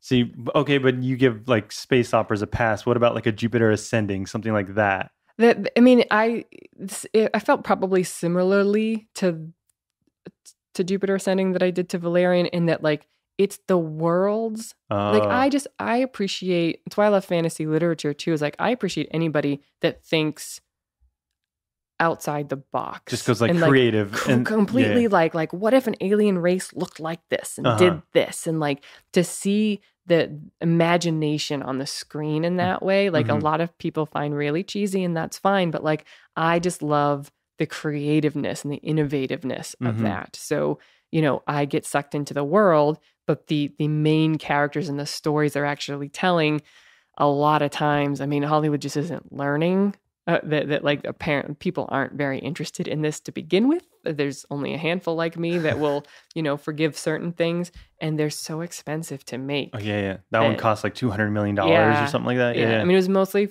French financed, but still, it's like I think it made 17 million its opening weekend. Like that's a big flop. Yeah. Like, it's good that, like, we are getting a movie like that that's just, like, kind of, like, out there, like, batshit crazy creative, but also, like, it still has to be a good movie at the end of the day. Right. Yeah. A movie, like, I saw that I thought was, like, technically really good, but I didn't enjoy was Moonlight. Interesting. Yeah. Did you like that movie? I loved it. It was, I think I said it was my second favorite of the year. Second was your first? Arrival. Oh, really? I haven't seen that. Everyone says it's good. I absolutely adored it. I've seen it several times since, and it speaks to me. But I have some friends who are like, I don't get it. Like it did not speak to them. And Moonlight's similar. Like you said, you appreciated the craftsmanship of it and the acting and all of that stuff. Yeah. But it didn't touch you in the place that, like, movies have to touch us each in an emotional place for us to come out of it and say we loved it. Yeah. And if it didn't, and I understand that it didn't for a lot of people because it was sporadic, you only got these really small moments. You're talking about Arrival or Moonlight? Oh, okay, that you only get very, like, and a lot of people were like, you should have stayed on him in that part of his life, and we could have gotten more. Yeah, it doesn't go as deep as, like, I thought it would go, I guess. Yeah, because it just goes off to the next guy at like 13 years old or whatever. Gotcha. That's what I feel like. But then I thought it was going to be like the father-son relationship in the beginning. That's what a lot of people were mad that Mahershala Ali was just basically in one section of that movie. Yeah, for like 30 minutes. And when he was so good, then you don't get to see him again. There's a disappointment factor. Like, all of that makes sense to me. But I saw it several times in the theater, and the first time I saw it, like it, even with that sort of sporadic way of storytelling, like, it was more than enough to hit me in an emotional place. Okay. And, you know, so, but that's all purely me in my relationship to the movie. Like, that is not something that I can tell somebody else. You have to have had that emotional connection. Like, that's like, I'm not going to experience what you just went through. Exactly. But that's my opinion. That's your opinion. Yep. And like, they're both valid because they're both ours, but we can talk about, like, the making of it or the acting, the cinematography, everything, and but still agree that, or disagree of how we felt about the movie. Right. Because I loved Hacksaw Ridge for last year. That was my favorite movie. Oh, nice. Yeah. I just thought the filmmaking, the editing, and sound design, everything was just, like, beautiful. Filmmaking was good. Script was a little Was rough. It cheesy? Or not even just cheesy, but, like, I felt like they were making jumps. I didn't like the lead up to the court martial hearing, and then all of a sudden we were on the island. Like, there was really, I wanted a little bit more with his relationship to evolve with his battalion after he was cleared of the charge. Like, he wasn't I was like, all that, like, it was so abrupt to me. I felt like you could have lost a little bit of the cheese from the first act maybe, and, like, built that out a bit more. But I do think that, I mean, Mel Gibson is a fantastic filmmaker. He always has been, whether or not necessarily I agree with the subject matters that he always does, but he shot the hell out of that battle scene. Yeah. And it was very moving, a little overt symbolism at times, but what symbol of, like Jesus factor type like, symbolism? And he's like on the plank at the end with his arms out. I was like, okay, we get it. Yeah. We get it. Jesus figure. Yeah. But it didn't, like, it wasn't so much that I was rolling my eyes in the moment. It did succeed in moving me. And I do think that was largely because of Andrew Garfield's performance. Yeah. I thought he was amazing in it. That the main part where, like, he went to go back and save them. Like, I just enjoyed the hell out of that part. Absolutely. Yeah. I felt like it was kind of cheesy at a point where, like, they throw a grenade at him, he kicks, literally, like, bats it away and just, like, explodes, like, a few yards away from him. Yeah. Like, some of that was cheesy, but I enjoyed that movie. Yeah. We all have a forgiving level, like a point at which we recognize, all right, that's silly, or that's cheesy, or that's just bad. but then we can let it go and still enjoy the movie. Sometimes it's too much across the line. And that's when I sit back, cross my arms and go like, this is just absurd. I'm not gonna be able to enjoy this at all because, you know, that's one step too far for me. Okay, so do you check out at that point, or are you still like, okay, I'll finish the movie? I have never walked out of a movie. So like I will always see something all the way through, but like my hackles will be up. So, and it is not, I wish I could think of like an example where maybe like I felt that way, but then it won me back. I can't off the top of my head per se. So I'm not saying it's never happened, but there's, you know, you hear the phrase that took me out of the movie. Yeah. That happens to people all the time. And like, if it happens at the beginning of a movie, it's very difficult, I think, for a movie to like suck you back in after it's already sort of broken your rule of whatever that rule was. That's how I felt with Batman v Superman, where it took me out in the very beginning when like, doesn't sound like you enjoy that movie. No, me neither. But I felt like because like it's tough because I go and read the reviews and it has like a 10% or whatever on Rotten Tomatoes, and I try to like block that out, but I'm just like, this is bad. But in the very beginning when he starts floating with the bats, I'm just like, why is he floating? What is this shit going on? You want your Batman grounded? Yeah, he's not like a superhuman. Like he's still a person. Yeah. But how come you didn't enjoy that movie? I felt one of the things that matters to me in movies a lot is character motivations. Yeah. And I have to see why a character is doing something. And I felt like they didn't give enough for Batman or Superman, really. Or anybody. Lex Luthor too. You know, like they were just already who they were, and just there wasn't.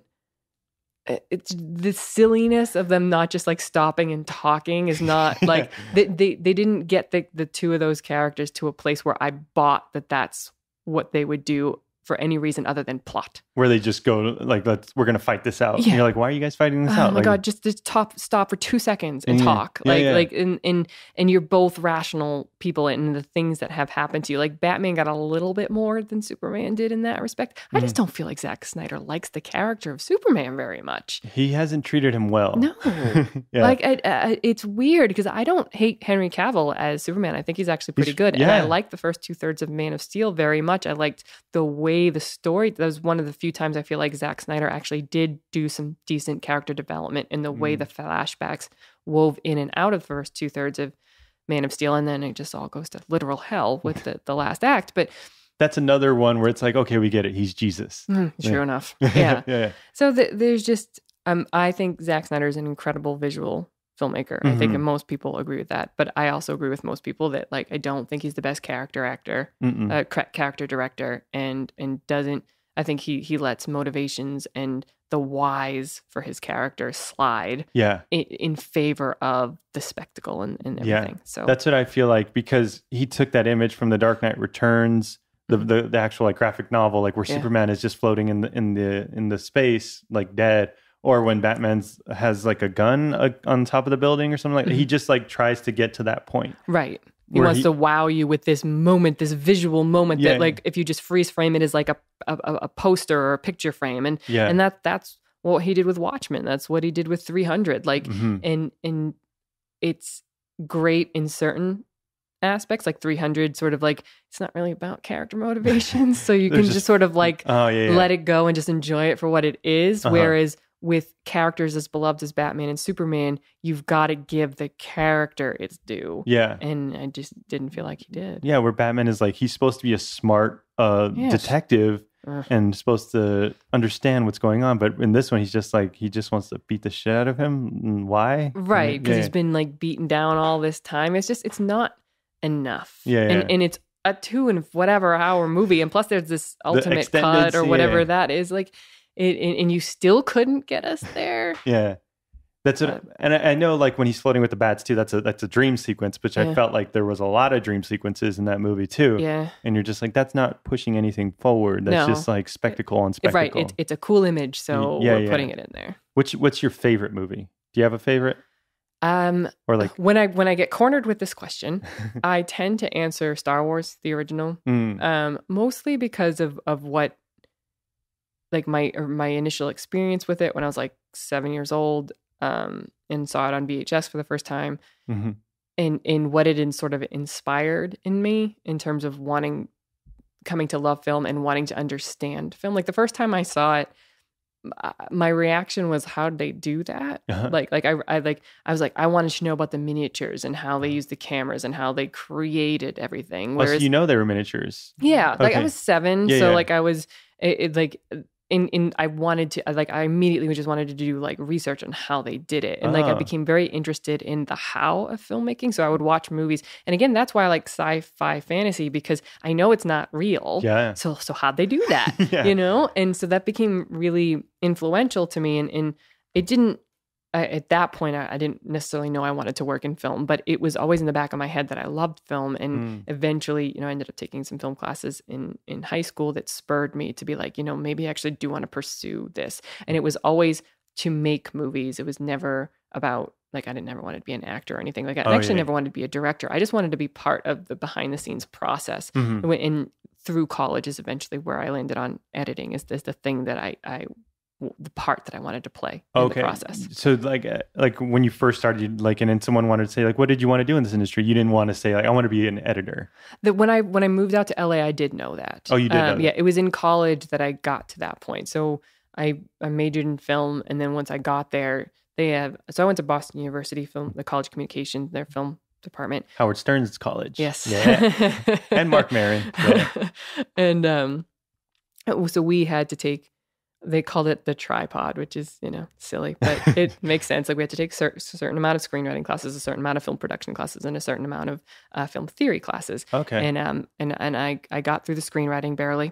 And then it was about production and film theory, both of which I loved. And production, there was all kinds. You could take cinematography, you could take sound design, you could take various editing classes. So you couldn't take them all in the amount of years that you had, because you also have to be taking your histories. I minored in history and then English and all the other stuff too.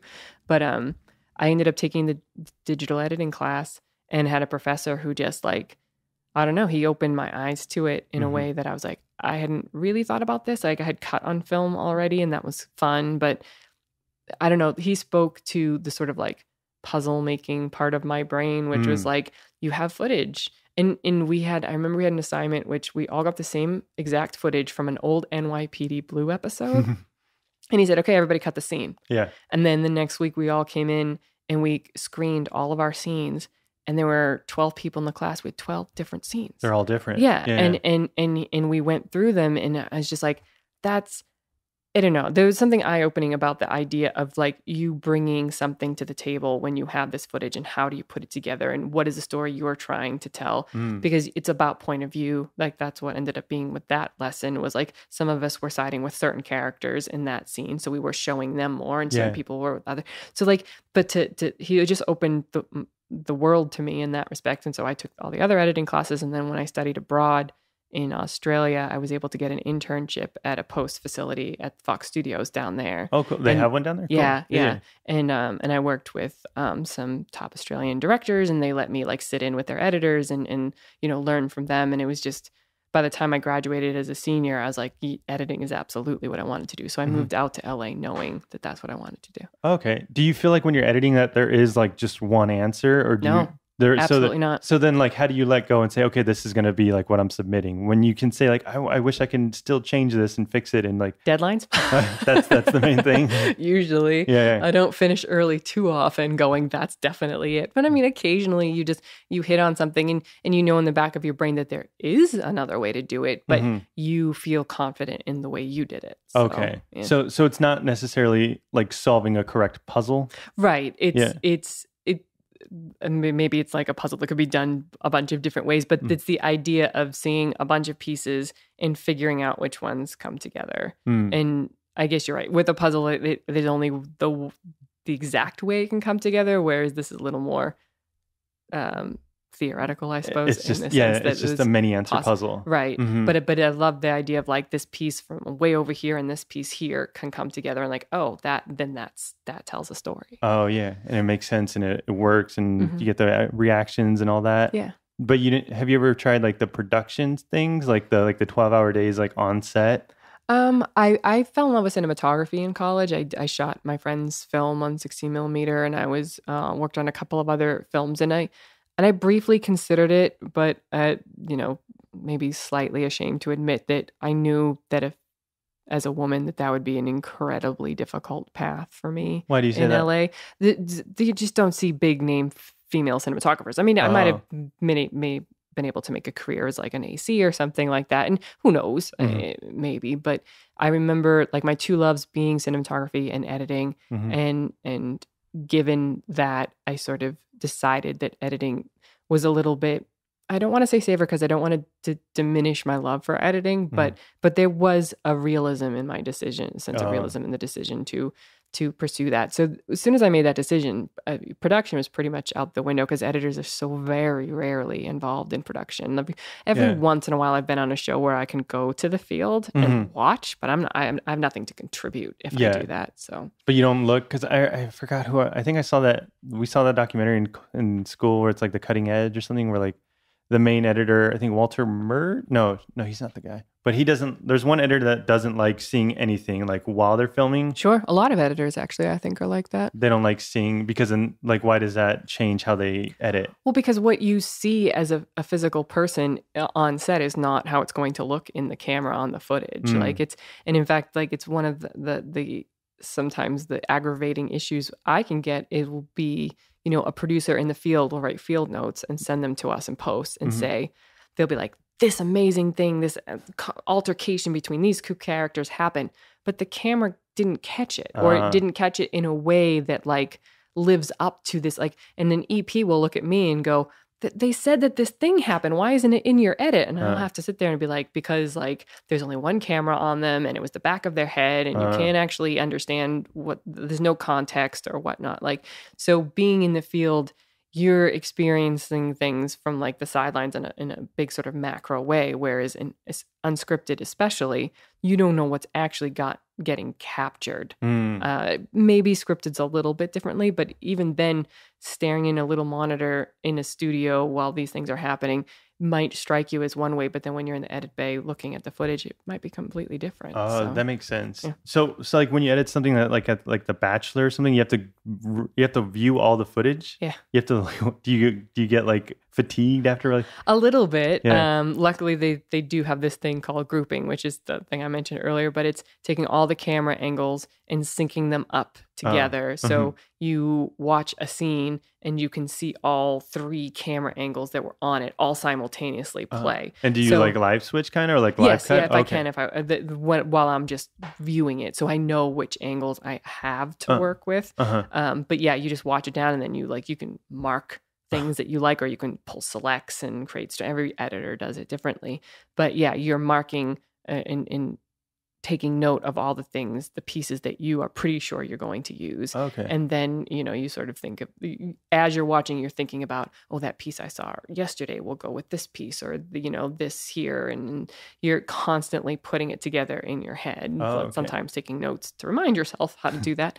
But yeah, in some shows, that's a ridiculous amount of footage that no human being can possibly get through everything. And other shows are a little bit more self-contained, like a Bachelor, because it's, there are dates, there are rose ceremonies, there is the house reality. There's not it's not fly on the wall reality TV, which is just cameras just point and just shoot for hours and hours and hours, and who knows what you're going to get. And there's still a goal, there's still an objective, to go. Competition reality shows tend to have more goals, like anything that's Survivor, or The Voice, or The Apprentice, all of that kind of stuff. There's, you're spending 10 episodes whittling it down to a thing at the end. So. Does it kind of ruin it for you though? Like seeing the behind the scenes and seeing how it's made? No, because I like reality TV. I'm a huge Survivor fan. I've been watching that since season 2. But on the shows that I'm on, like that's just part of the job.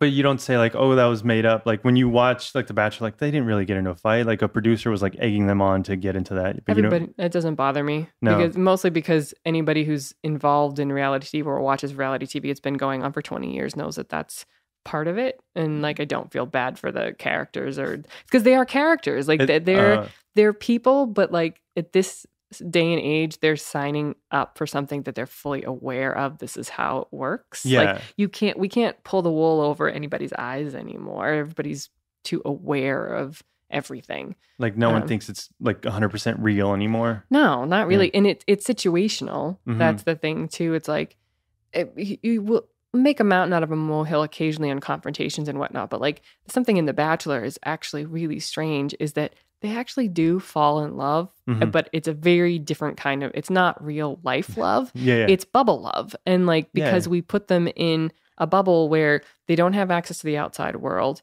They spend all day, every day being told how amazing this man or this woman is, depending if it's bachelor or bachelorette. That person's on a pedestal. They get so excited for a date, because they've been told how amazing this person is, but also because they just get out of the house. And then they travel to the different countries. They go on helicopter exotic rides. Dates imaginable. And they really do develop a certain kind of feeling in that bubble. But then, they get engaged and then the show ends and they get into real life. And so many of the couples don't make it because real life is a bitch. And like there's whole other sides to what it means to being in a relationship. And so that's the illusion of what they're going through when it's happening.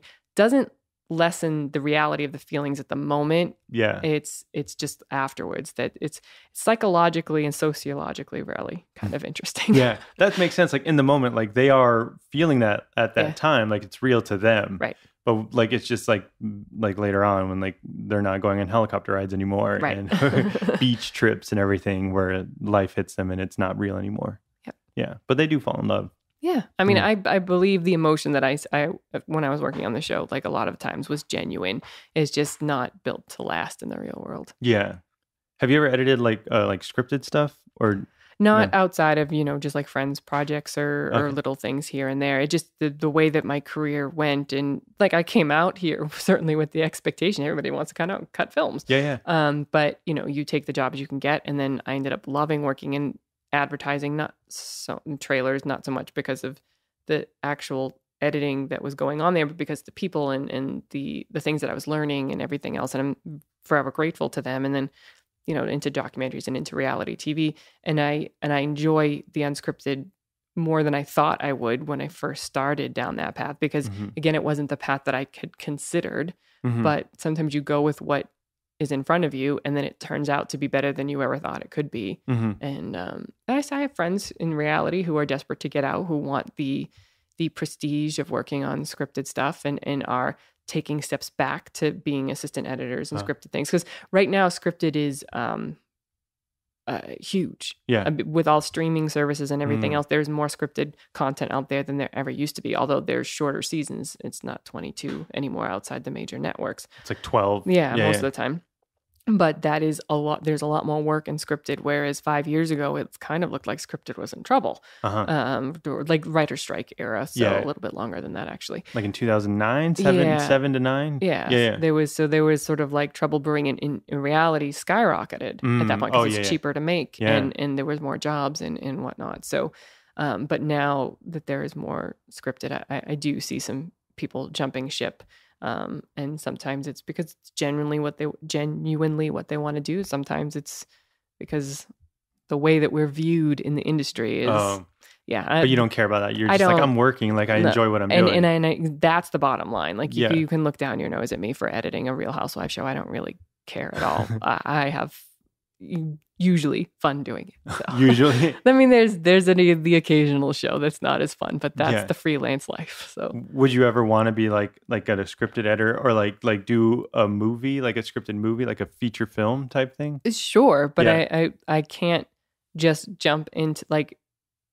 The reality of the situation is if I wanted to work in features, I would have to take a huge step back. You'd have to be a first assistant or all that. And even to get anybody to take a chance on me to do that would be very difficult because most people would say like, you're quote unquote overqualified and you're older. We want like the 22-year-old out of college to do that and that kind of thing. And I mean, if a friend ever came to me and said like, I'm shooting a low budget indie feature, like, would you edit it for me? That absolutely. That could be a lot of fun. Oh, cool. Yeah. We've talked about a lot. Yeah. Yeah. Yeah. I mean, you seemed very interested in editing, which I thought was funny.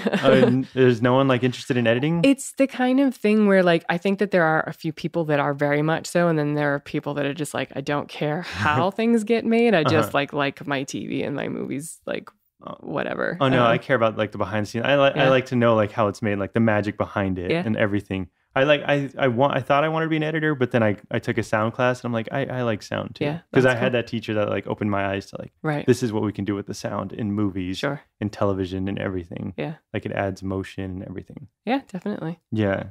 So it's a whole, I love, that's my favorite part about filmmaking and television making. You say filmmaking, but like, I mean it to encompass all of it. But like, there are so many stages and there are so many elements and it's a collaborative process. And I think that that's the most interesting thing about it. Like, and I wish below the line people like us, you know, like they get a little more recognition every once in a while because everybody knows about the directors and everybody knows about the main stars and stuff like that. But you know, my heroes are the editors and the cinematographers and the sound people. I love the David Fincher editors. I forget their names. Those two guys, because they won like both like back-to-back best Oscar editors editing for Social Network and Dragon Tattoo. Those are my guys. Nice.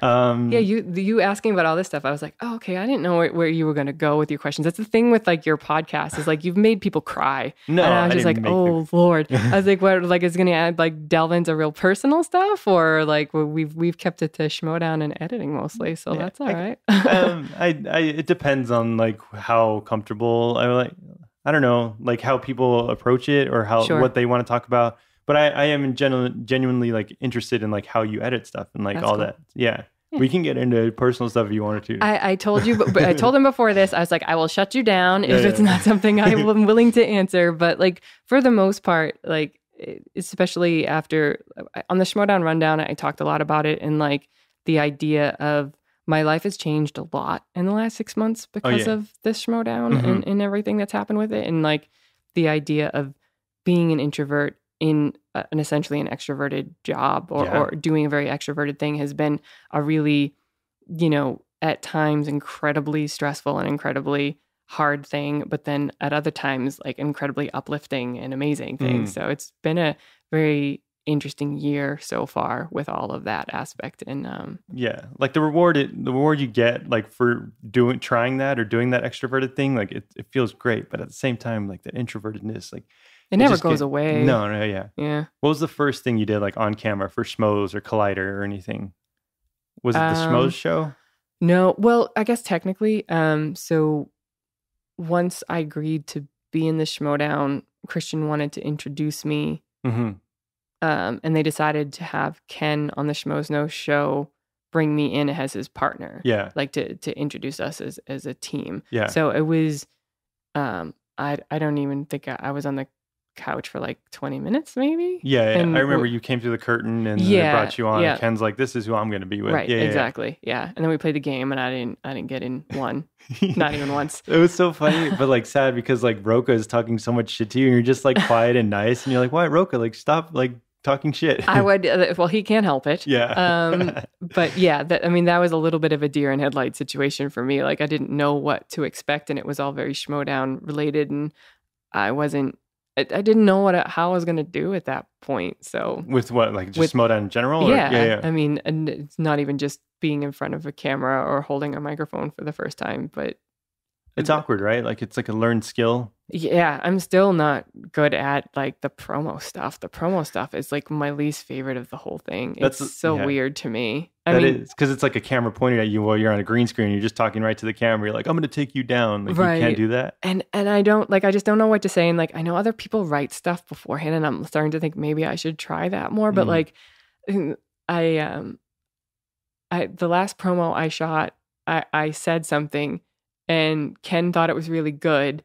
And he said, but I want you to change one word of it. So say it again, but just change this one word. I'm like, I don't remember what I said. Yeah. So I couldn't like recreate what I just did. Like it's just something comes out and hopefully I'm like, I literally pray it's just like halfway decent. Yeah. And just so they can use like 1 second of it. Yeah. it's the Crusher persona. Like it is a heightened version of me, but it's still not a character because I'm not an actress and I'm never going to be one. So it's going to be, I just like, like what Brienne does is so impressive to me that she has embraced the Brienne Chandler the for Miss Movies. Yeah, like she's managed to really dig into that character in the same way that Rocha does, in the same way that the Patriots do. And I mean, it tends to be that the heels are the ones that do that. Yeah. Like they just go big. And I don't know. It's hard to be the nice guy and just be out there. You're just like, I'm just trying to play the game. And in that instance, it's basically just me. Like I don't know how to be anybody else.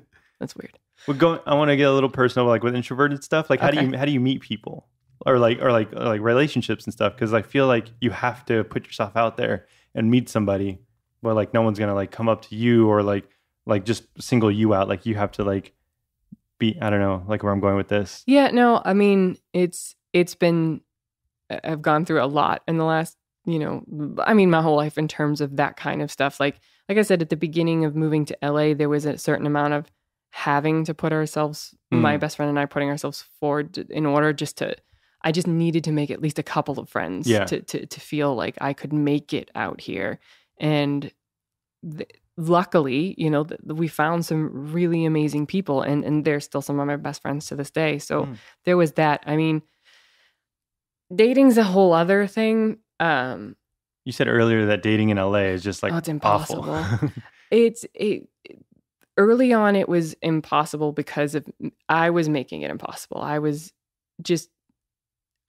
still, but I was worse then, just very unsure of myself, like how to put my best foot forward, especially with a guy that I'm interested in. Like it's just, I don't know. I never know what to lead with. I never know like how to make my interests known without looking completely desperate. Like these are the things that run through my head. And I'm like, basically it just made me like back off more often than not, which was a problem early on because it basically meant I wasn't dating much. And when I was, it was because a guy did come up to me in some way at a party or something like that. And like, this is in your 20s when that stuff actually happens. It doesn't happen when you're 37. But at that point, and I would date these guys, not because I had interest in them necessarily, but because they asked. Because they asked. Because they showed interest in you? Right. It was always, oh my God, you're interested? Like what? Like that always shocked me. And I was just like, okay, because I have the worst history. I like the wrong guys. And I don't mean like bad boys. I just mean guys who aren't interested in me. Like guys that I'm actually to this day still friends with, but like I was like head over heels for years. But you liked it because you couldn't attain them? Nope. I just like I fell for them in when we first met, and like eventually sort of there's one in particular I'm thinking of, and in my mid-20s where I really fell hard for him, and we were friends and we were getting to know each other. And I slipped right into that. Guys who say that they're in the friend zone, it happens the other way around too. Like girls can be friend zoned, and it happens to me far more than most people. And it's really aggravating. So I get guys' pain when they say that, but it happens both ways. So you were into this guy, but he put you in the friend zone? Yeah. I mean, he was like, I was not physically attractive to him. And like, he just never could see me that way. And even though I eventually realized that, it still was not like I could flip a switch and wasn't just not interested in him anymore. Like it took a long time. And that has happened to me a number of times in my life where I have liked somebody that was essentially a friend of mine and I wanted it to be more and they didn't. And then that gets to a really emotionally awkward place. And, sometimes I was able to get past it. Sometimes I wasn't. So you're still friends with him though? Didn't make things awkward? Yeah. Like luckily he sort of like let me, figure it out. There were dark times and days, and there always are, but it just, times is always going to be the thing that gets you over it. So that's what you can never remember when you're in heartache, but it's always the thing that still happens. So, but was he like bringing other girls around you? There were a couple of times. Like I have this awful memory of my birthday and him like kissing another woman there, and I would just remember being like wanting to like crawl into the bathroom and just be like, my birthday is ruined because of this, which is sad. Like it's awful to say now because you look back at it and you just want to like slap yourself and be like, you can't let other people affect you that way. But like I'm an emotionally driven person.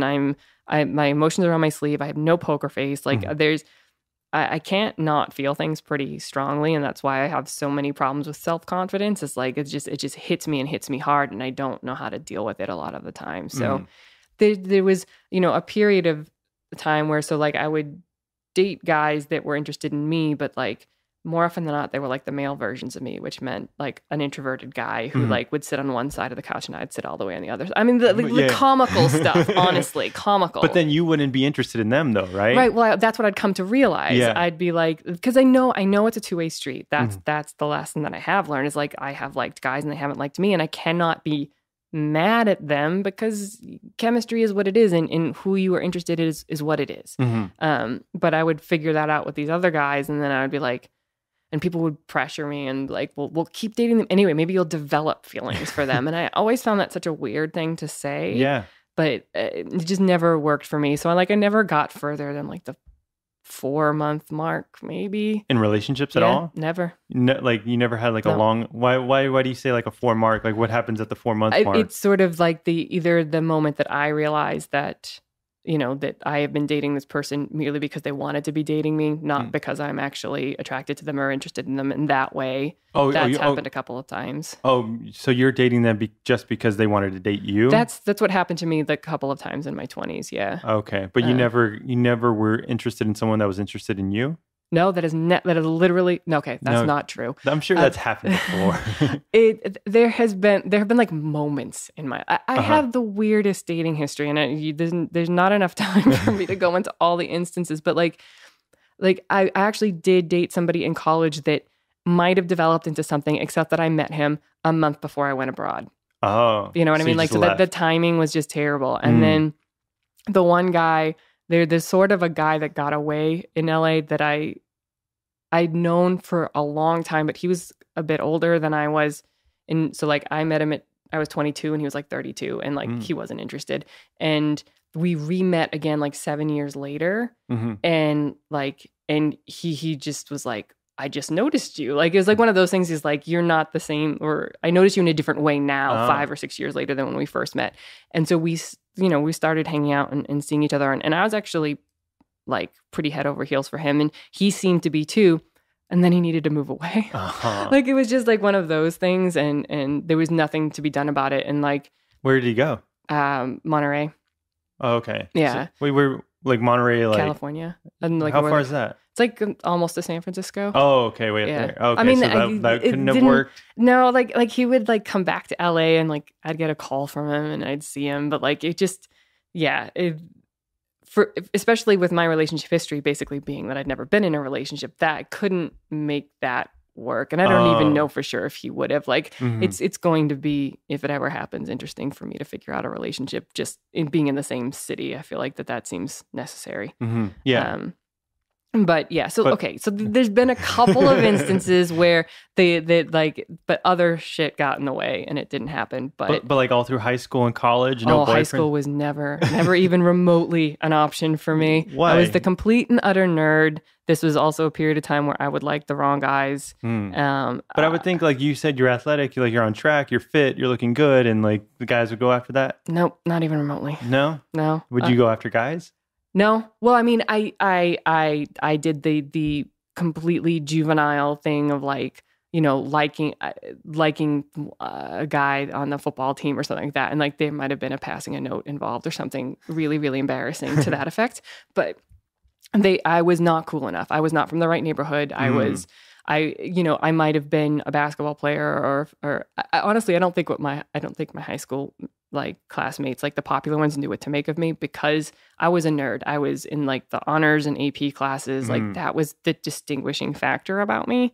And then I also happened to be good at a few sports. And I think that confused people because like I did not fit right. I was not easily pigeonholed into something. And I didn't help my own case because I wanted so desperately to be part of the popular crowd and to date one of the jocks and to do all of that stuff. And I was not in an emotional good place in high school because I'd beat myself up so much about, I wasn't good enough.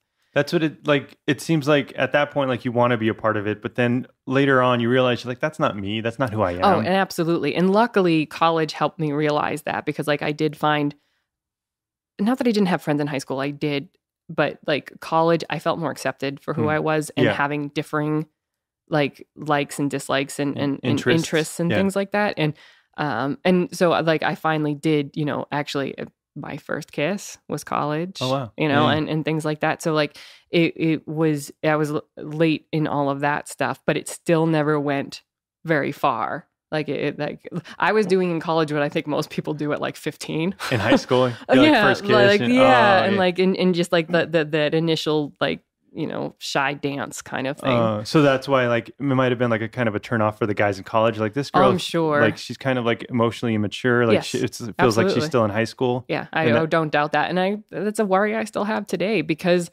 when I go around and say I've never been in a serious relationship, like a guy might not be interested in that because they might think that like that there's too big of a learning curve for me, maybe because they've already probably been in a serious relationship or two. I mean, at my age, guys are like divorced and whatnot. So like it's only gotten worse in terms of, because of, I guess the whole late bloomer thing has just made it more difficult and made me back off. Like I don't date. I tried the online thing. I tried all kinds of stuff, and I don't even try anymore, because you get your hopes up and then they get dashed, and I get in, a bad place for it. And I force myself to look at my life and go, you have an amazing life. You have an amazing family. You have amazing second family out here in LA. I have a job that I love. I get to travel. I get to do a lot of amazing things. And so, I don't know, maybe 75, 80% of the time, I'm very happy. Yeah. And then then I'll get to a place where I'm like, I would love to feel loved. I would love to be in a relationship, but to have somebody, someone, or absolutely. Like nobody doesn't want that. Yeah. But it can't be a defining factor. And if I'm not going to get that, then there's a lot of other really great things in my life. So like you're still doing like really well for yourself at this point. Mm-hmm. Yeah, like, but sorry, have you met like editors or anything? Like, does anyone? I mean, I have, but like I think that like, for whatever the reason is, everybody's the good one. I'm going to say this, they're taken. Yeah, like I mean, especially at my age, and like they have kids and they're in relationships and I mean, it's just dating in LA is difficult anyway, because you have to sift through, and it's both on both sides. But like there is a superficiality to this city. There just is. Like honestly, I hate labeling myself. I hate it, but it's like, I think I'm like an average looking person, but like due to LA standards, I am like even below that line, like because I'm not a size 2, because I don't have, huge boobs and like a perfect ass, like the people's eyes, the guys just like slide right by me. I'm the average person. And but do you think like they're not even thinking about that though? No, like I don't think that I don't get noticed. No, but like that's in your head, where like a guy might not even care about that. Like he cares about you personally. I want to believe that, but my history dictates otherwise. Like it's not been the case, and I'm not saying that there haven't been guys that have probably thought that or even have thought that, but like it's never been both of us, and like guys have liked me and I haven't liked them, and then I've liked guys and they haven't liked me. Like I've yet to like the meet in the middle, the way that like all my friends have found, and it's just like the right connection or the right person. I know that like it's so cliche with that kind of stuff, and I know that everybody always says it's like you've got to go through all the bad ones until the right one comes, and I'm like. I don't know. Each year that goes by, the hope of the right one coming sort of diminishes a little bit more. Do you feel like when you do meet someone that you might be interested in, you find faults in them? Not off the bat. Like usually it's coming to the realization after. Again, I mean, it's only happened a couple times, and we're talking 10 years ago at this point. But like, I feel like I do give people a pretty fair chance right from the get-go. But then there are turnoffs, and like I can't ignore them if they happen. But and there are and I'm not going to say that I'm not discernible as well. There are certain things that are important to me. I just need to not date the male me, because I've done that so many times, and it's just like you have to have things in common, but you also have to have things that are different. I feel the like opposites attract type thing, and it can't be complete opposites, because I like that's never going to work either. But I feel like that there is a balance between the two things. And I still feel like I confuse people. Like, what do you mean you confuse people? When I did do the online dating thing, when it was working. It didn't work the last time I went. Online, like eHarmony or something? Yeah, I've done eHarmony, I've done Match, I've done plenty of Fit, whatever the other one was. I don't know. I've tried most of them. Yeah. There were people that would reach out to me when they would read my profile and see that I like Lord of the Rings and the geeky stuff and whatnot. But then when I'd be like, oh, do you want to go on a hike? They'd be like, well, why would you want to do that? they were just on the one side. Like, so I feel like I confuse people by the things that I like. Like introverts don't go on hikes normally. Apparently, right? like something, there's like some weird rule about like that I can't be, and I'm not gonna call myself athletic. I'm just I'm a somewhat active person. So like that's an important part of my life. And I do want to share that to an extent with, if there's this mythical guy. So that's a part of it. But the other part of it is I want to watch, a Lord of the Rings movie or a comic book movie or read. I love to read like that. I spend a lot of time doing that. So I feel like I'm just like a normal person that has different likes and activities and interests, but like online dating sort of pigeonholes you. Like people respond to like the thing that they see about you, that is a very specific thing, and then they find out all these other things about you, and they're like, no. Really? I don't know. That was my experience. Like they want to go, okay, I see like the jock right here. I see the nerd right here. Like the type of, like the stereotypes of a person. That's what it felt like that people gravitated towards. I mean, it's easier. I guess. Like, I think I put more effort into online dating than most people do. Like I would actually, I'd fill out the profile. I would include multiple pictures. Like, and when I went on, so the last time I did it, I made a rule. I said, every time I sign in, I have to reach out to 10 guys. Like you reach out? I would have to. Isn't it normally the guys going after? It goes both ways. And I saw it wink or message, whatever it was on the thing. And I would get no responses from any of them except for one guy this last time, which was 2 years ago. So I was 35. And this is pretty much why I don't do it anymore. He basically said, thank you very much. And I reach out to them because I don't just look at their pictures. I read the profiles. You go through the whole thing. Like he likes this, this, and this. I like some of those things too. He lives within however many miles. That is good. He's done, like the picture shows that he travels. That's good. Like you do your homework. I actually did. I mean, and most people just don't. They look at like the single picture and then they move on. But this one guy emailed back and said, thank you for your interest. But just to let you know, men, he was like a couple of years older than me. He's like, men our age don't date women of our age. We want to date women in their like mid to late 20s. Like they want that 15-year gap or something. Or at least, 10 to 15 years. So like, he's like, if there's a guy that's like 35 to, early 40s, like they're not going to be interested in you. They're going to want a woman who's younger. He said that to you? He just came out right out and said it to me. And I was like, but the thing is that it did sort of play out that way because the only guys that I would ever get messages from were like 50 plus. Oh, okay. And, I'm not saying that I'm like 100% opposed to that, but like only if they're, still active and interested in doing some of the things that I'm doing. Yeah. They're not just like going to retire soon or something. Right. So I was like, this is actually playing out as a fact. So not only is it, all of my own insecurities and issues with dating and being an introvert and making first impressions and all of that stuff a problem. Now my problem is that like at my age, it's hard to find somebody who wants to date a woman of my age, I guess. But that's an LA thing, though, yes, right? that's what most people seem to think. So that because like the guy who in his 40s doesn't want to date anyone in the 40s as well. That's just like I feel like that's an LA like head that like it's in their head that they can't. I don't know, or at least the online thing. I mean, maybe if you met in person and they didn't know that about you right off the bat, and you had a connection, and then they found out that you were that age, then it wouldn't matter. Have you ever met anybody from online? Or gone on a couple dates? Not recently. The last one that I did, I was 30, and it was actually somebody I liked very much, and he kind of crushed me. So that was about the last time that I've been on like one date, like online date since. Like I've been on dates since then, but it never went past the first date.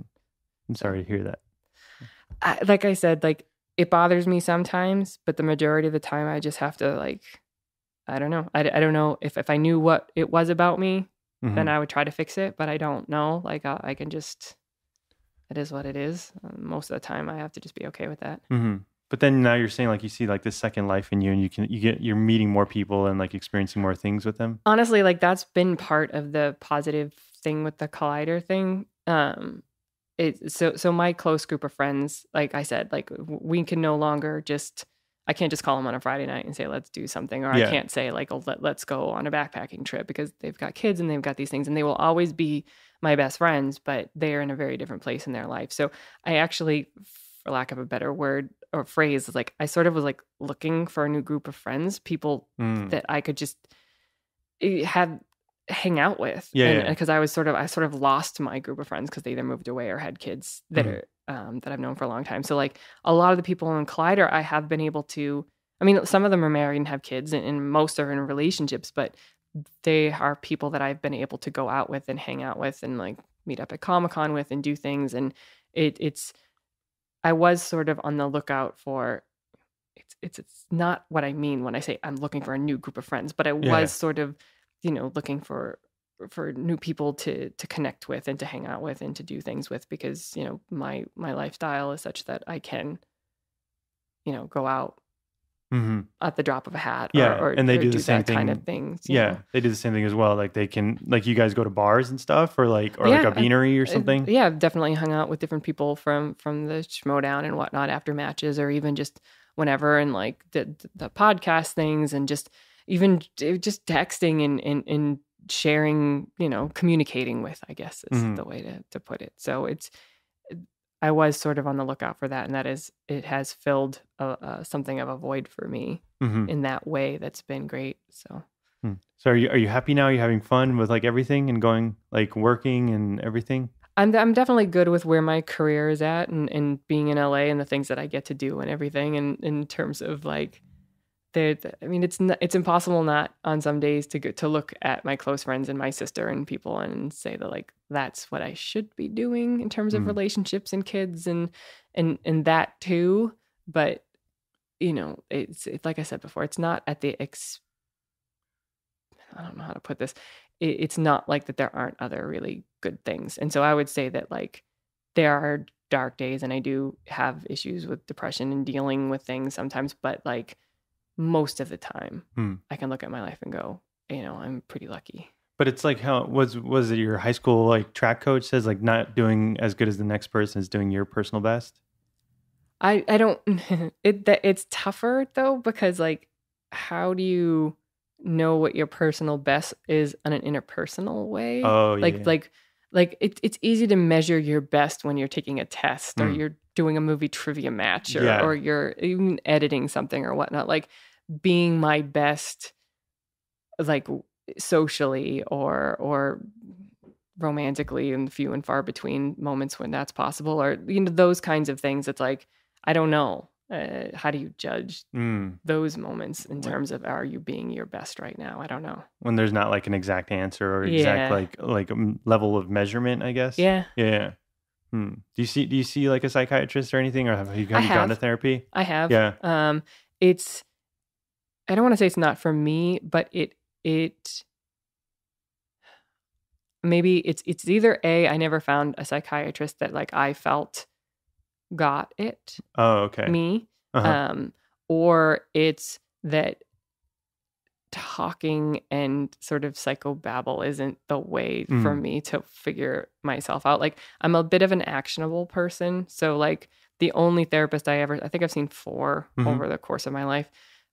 One gave me like an actual physical thing to do when I was like, I would work myself up into like a panic attack state based on my emotions of whatever was going on, based on stress or whatever. At what point was it? Like how old were you when this was going on? It's happened at different points in my life, but like the last time that was really bad was like maybe 2 or 3 years ago. Oh no, but like when you first saw like your first psychiatrist. I saw one in college. Okay. So that was the first one, and then I've seen 3 different ones in LA over the course of the last 15 years. Okay, so the first one in college, that was the one that like gave you something to do? No, it was actually the last one I ever saw was the one who actually gave me something actionable. And by that I just mean like gave me like a mind game, like an actual thing to do when I found myself in that moment of that black place. Like she said, like we worked out the thing that I would picture in that moment, and the way to like, you know, the sort of like when you're really scared, count to 10, like something along those lines, like deep breaths type stuff, and what to picture in my head, and where, like the place to put myself. What it is, I mean, it might be silly to some people. It's to imagine myself underwater, because it's I've been a swimmer my whole life, and I love the water and the ocean and everything else, and it's like there's sort of like a quiet and a peace when you sink below the waves or the pool or whatnot. Like she's like, that's like a calm place for you. So like that's what you need to picture yourself doing when you're in the midst of some kind of like panic attack, or like you so stressed out, or like I'm crying so hard that I can't stop, or whatever the thing that I'm going through. Like she said, like try to physically do that, like picture that in your mind and do so. Like, and does it work? It has helped. It doesn't help in the long run of like why I'm in that place. Like it doesn't answer any questions. No, it's just a way. It's a way to get out of the really bad moment I'm in, and then in theory, you know, seek out something more specific, or a person or a thing to do to get past the reason why you put yourself in that emotional state. So did you want to get like to the root of the problem? I did, but like the answer basically was that there isn't one. Oh, that there isn't a problem? No, because I mean, I told you, like, I do not come from, my parents are amazing parents. They're amazing people. They're my heroes. Like, I don't come from any kind of background that would like some sort of like latent trauma. There's none of that. Like there's no drug issues in family, or like criminal things, or anything. And nothing that I've never been a troublemaker or done anything. Nothing's ever happened to me that's like worse than, you know, being pickpocketed. Like it's like that kind of, I don't have a thing. And one of the things that I did have to eventually accept, and that made me feel guilty about being depressed. I'm like, what right do I have to be depressed? I didn't come from a broken home. I was never abused. I was like, why do I get so in these dark places and beat myself up so much because I don't like who I am? Like, where is that coming from? Why am I doing that? I shouldn't be doing that, because look at how amazing the people around me and the life my life is. Like, I felt so guilty. And it took several therapists for me to not feel guilty, and that depression is not always, there isn't always a root, there isn't always a reason, and that it's a disease and people suffer from it, and you are allowed to. And you're already beating yourself up, so don't beat yourself up that you are depressed. Like that's not going to help in any way, shape, or form. So I got to that point. Yeah. So at that point, so you realize like it is like a scientific thing. It's like the chemicals in your brain. It's not like you personally. That everybody has a different makeup, and it's scientifically, but also just in a sort of subjective, personal way too. What do you mean? Like that you know, your makeup is not like, I don't want to get like spiritual per se, but like there's the science in your makeup, but then there's also just like what makes each of us, and the way we think, and there's some nurture, but there's some nature, and it's just, I will always be a thin-skinned, introverted person. Like that's just how I came out, and that's how I am, and there's nothing I'm going to be able to really do about that, but be aware of it and work through it the best I can in the really stressful situation. So it's, I mean, I don't know, like I wish therapy had done more, but I never found anybody that sort of like solved that, or like thought about it. And I don't even know if it's solved per se, but like it's such a tricky, ephemeral subject. And like, it just basically, like most of the time I would come out of the really black periods on my own, in sort of almost like just an innocuous life goes on kind of way. Time, we're back to like time just passes, and you find a good thing in your life, and you, hiking is one of the reasons why I hike as much as I do. It's important to me spiritually and mentally and emotionally to like be out in nature. It's like therapeutic. Absolutely. That's why I do, even though most of my friends don't do it as often with me. Like I that never stopped me. I still do it by myself, and it's helped a lot. So like I find things to sort of fill whenever I feel a void. Like those are the kinds of things that I can do that help. So So that is like that's like your go-to, just like that's where I can escape type thing. Mm-hmm. Do you use headphones though, or do you like just listen to like the world? It depends on where I'm at. I actually don't. I always bring them, especially for really steep hikes, because it's like being at the gym. Like having a good music beat like does help with the physical element of like climbing a mountain. Yeah. But most of the time, I will only have one earbud in, and then there'll be times when I take both out, as long as there are not a lot of other people around. Yeah. If there's people around and they're like talking, then I'll put the music back in, because the last thing I want to be doing is listening to other people talk. Well, because I would think like you like to like experience like nature in its like true form, just like the sound is just as big of a part of it as the visual. Yeah. Yep. But I don't know. I feel like we learned a lot about you today. Yeah, we really, your podcast meander, which is really like the fun part about it. But like, that's what I was saying at the beginning. I was like, I don't know where this is going to end up going. I never know where it's going either. Yeah. I just like go along with it. But I never try to like force anything or just like try to get something out of someone. I just like whatever you feel comfortable talking about. Yeah. Mm-hmm. And I think that you make people feel comfortable, which was helpful. Oh, cool. And you did not ask anything that I was not willing to basically. I have no idea if I said it coherently, because some subjects are just hard to like put into words sometimes. And like I might have sort of meandered and rambled, but hopefully my point mostly came across. I think it came across. I think you're fine. You'll be fine. See, that's the thing. I never do anything that I don't. I'm now going to probably spend the next 24 hours second guessing everything I said. Yeah, that happens a lot. I just can't help myself. God, like the days after my matches are bad. Yeah. I just be like, why didn't I do this? Why didn't I do that? Why didn't I say this? Like, I spend too much of my life in your head. In my head. Yeah. Is there a way to get out of your head? Losing myself in like books or movies helps a lot of times. The escape of like the space, like the sci-fi, just escaping the world. Yeah, absolutely. Yeah. The escapist element of films, movies has definitely been one of the reasons why I fell in love with it, and definitely why those genres tend to be my favorite. I mean, I'm a huge dramas and biopics and historical fiction films and stuff like that, but yeah, if I'm ever told that I have to pick a favorite, it's always going to be the sci-fi fantasy, definitely, and books too. Like I read a lot of different kinds of books, but particularly I grew up on Tolkien and Brooks and Eddings and Asimov and all of the Frank Herbert. So yeah, read them all. Yeah. Do you notice before we go? Do you notice that you loosen up when you drink? Do you drink at all? Drinking accentuates whatever mood I'm already in.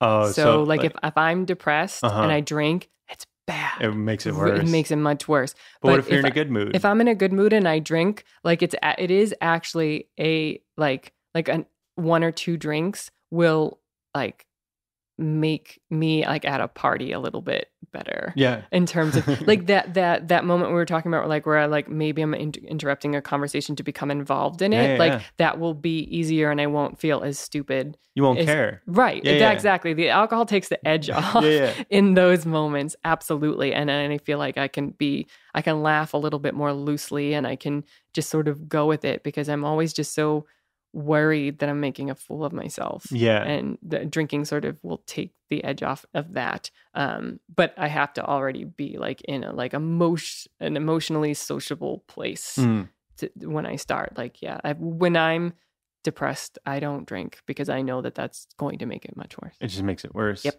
But what if you go like with like friends, like when you first came here in your 20s, would you go out and drink? Yeah, definitely. Yeah. Okay. And then you would meet like friends like that. Cause then, there's just like, there, like I said, the only way I can think of to say is that it takes the edge off of me always being in my head and second guessing every word I say. And like, what are they thinking of me is always present in my mind, or like, what are people thinking of me? And so the best I can be is when I can help myself not care. Yeah. And sometimes I can do it without drinking. There have been like a handful of nights in my life where like somehow I just had the inner confidence. Yeah. And I've had friends actually comment on it. Like they were like, you were different tonight. And you just like, I had it in me. And I wish those happened more often. And I wish those happened like when I was meeting guys and things like that, because I think that things would go very differently. But I'm not the best at making first impressions. So it's a balancing act, I guess. I noticed that too. Like there are spurts when I'm just like, I feel like a different person just because I have that confidence to do that. And it's like, I normally wouldn't have done that. Like it's crazy. Sometimes it's just, and there's not a lot of explanation for that. Sometimes like, it's just, it will happen in weird situations every once in a while to me. And like, and whenever it does afterwards, I'm always like, see, like, so there's proof that it can happen. Yeah. But like, I don't know how to make it happen. Yeah. It's like, what caused it? Like, why did I feel that confidence to like go on stage and do something or like whatever, or like just interrupt someone's conversation? Yeah. Yeah. I don't know. It's weird. Very. Humans are weird. Yes, we are. Well, thank you for talking to me. I hope you had fun with this. I absolutely did. Thank you. I really do enjoy listening to your show. So hopefully people will enjoy listening to this episode. I'm sure it'll be good. I think people will like it. Okay. What's your Twitter and all that? Are you? I know. Oh, sorry. Go ahead. I'm on Twitter at Rachel J. Cushing. I'm not on Instagram, but I'm thinking that I probably will join soon because everybody is on it and everybody keeps asking. So I saw one, but it had like no posts. I don't know if that was yours. I think it's like one of those things like back in like the social media like rise of it. Like I signed up for things and then just I was like, I don't know. I'll just take 100 pictures of my cat. Like, I don't know what else I'd be taking pictures of. So and hiking trails and everything. I suppose I probably could have done something a little bit more with that. So and then don't add you on Facebook because you won't add anybody. Yeah, sorry guys. That my limit with personal friends or people that I have relationships with already are relegated to Facebook. But I'm getting much better at Twitter. So you respond and like tweet back. Yeah, like I try to definitely, and then I've had some great conversations. Right now, it's very Game of Thrones related, which is fine. I can always. And when we had the meet and greet at Comic-Con, meeting the fans was amazing, and most of them wanted to talk Game of Thrones with me, which I was like, that's net. You ever like want to have like a genuine, honest conversation with me? I can talk Game of Thrones easily. Like that puts me at ease. Oh yeah. So like that's not a problem. It's weird, right? Like that's when you feel comfortable and you open up and you just start talking. Because it's something I know. Yeah. And like so like you always feel more confident in talking about subjects that you feel that you know. Yeah. So are you excited to see it tonight? Of course. Yeah. Danny's going to meet John. Yeah. I know. I've only been waiting for that since the first time I read the books freaking 16, 17 years ago, whatever it was. Oh, it took forever for them to get there. And now, well, I'm excited for that. And there was another thing that I saw in the preview for tonight that I'm like, finally, that's happening. I can't remember, but yeah, those two. It'll be a good one. Yeah. Like, and basically, it'll mean we're almost halfway through the season, which is sad because 7 episodes is enough. Oh, it's only 7? I thought it was like 8 or 10. 7 this season. So this is episode 3. Oh, then there's 4 more. Yep. And then like 2 years later, they're going to have the final. I don't know, but it's starting to seem like it. All right. Well, follow me on Twitter at Beardo and follow you at Rachel J. Cushing. That's it. Yeah. Well, thank you for talking to me. Thank you. Let's get out of here. Okay.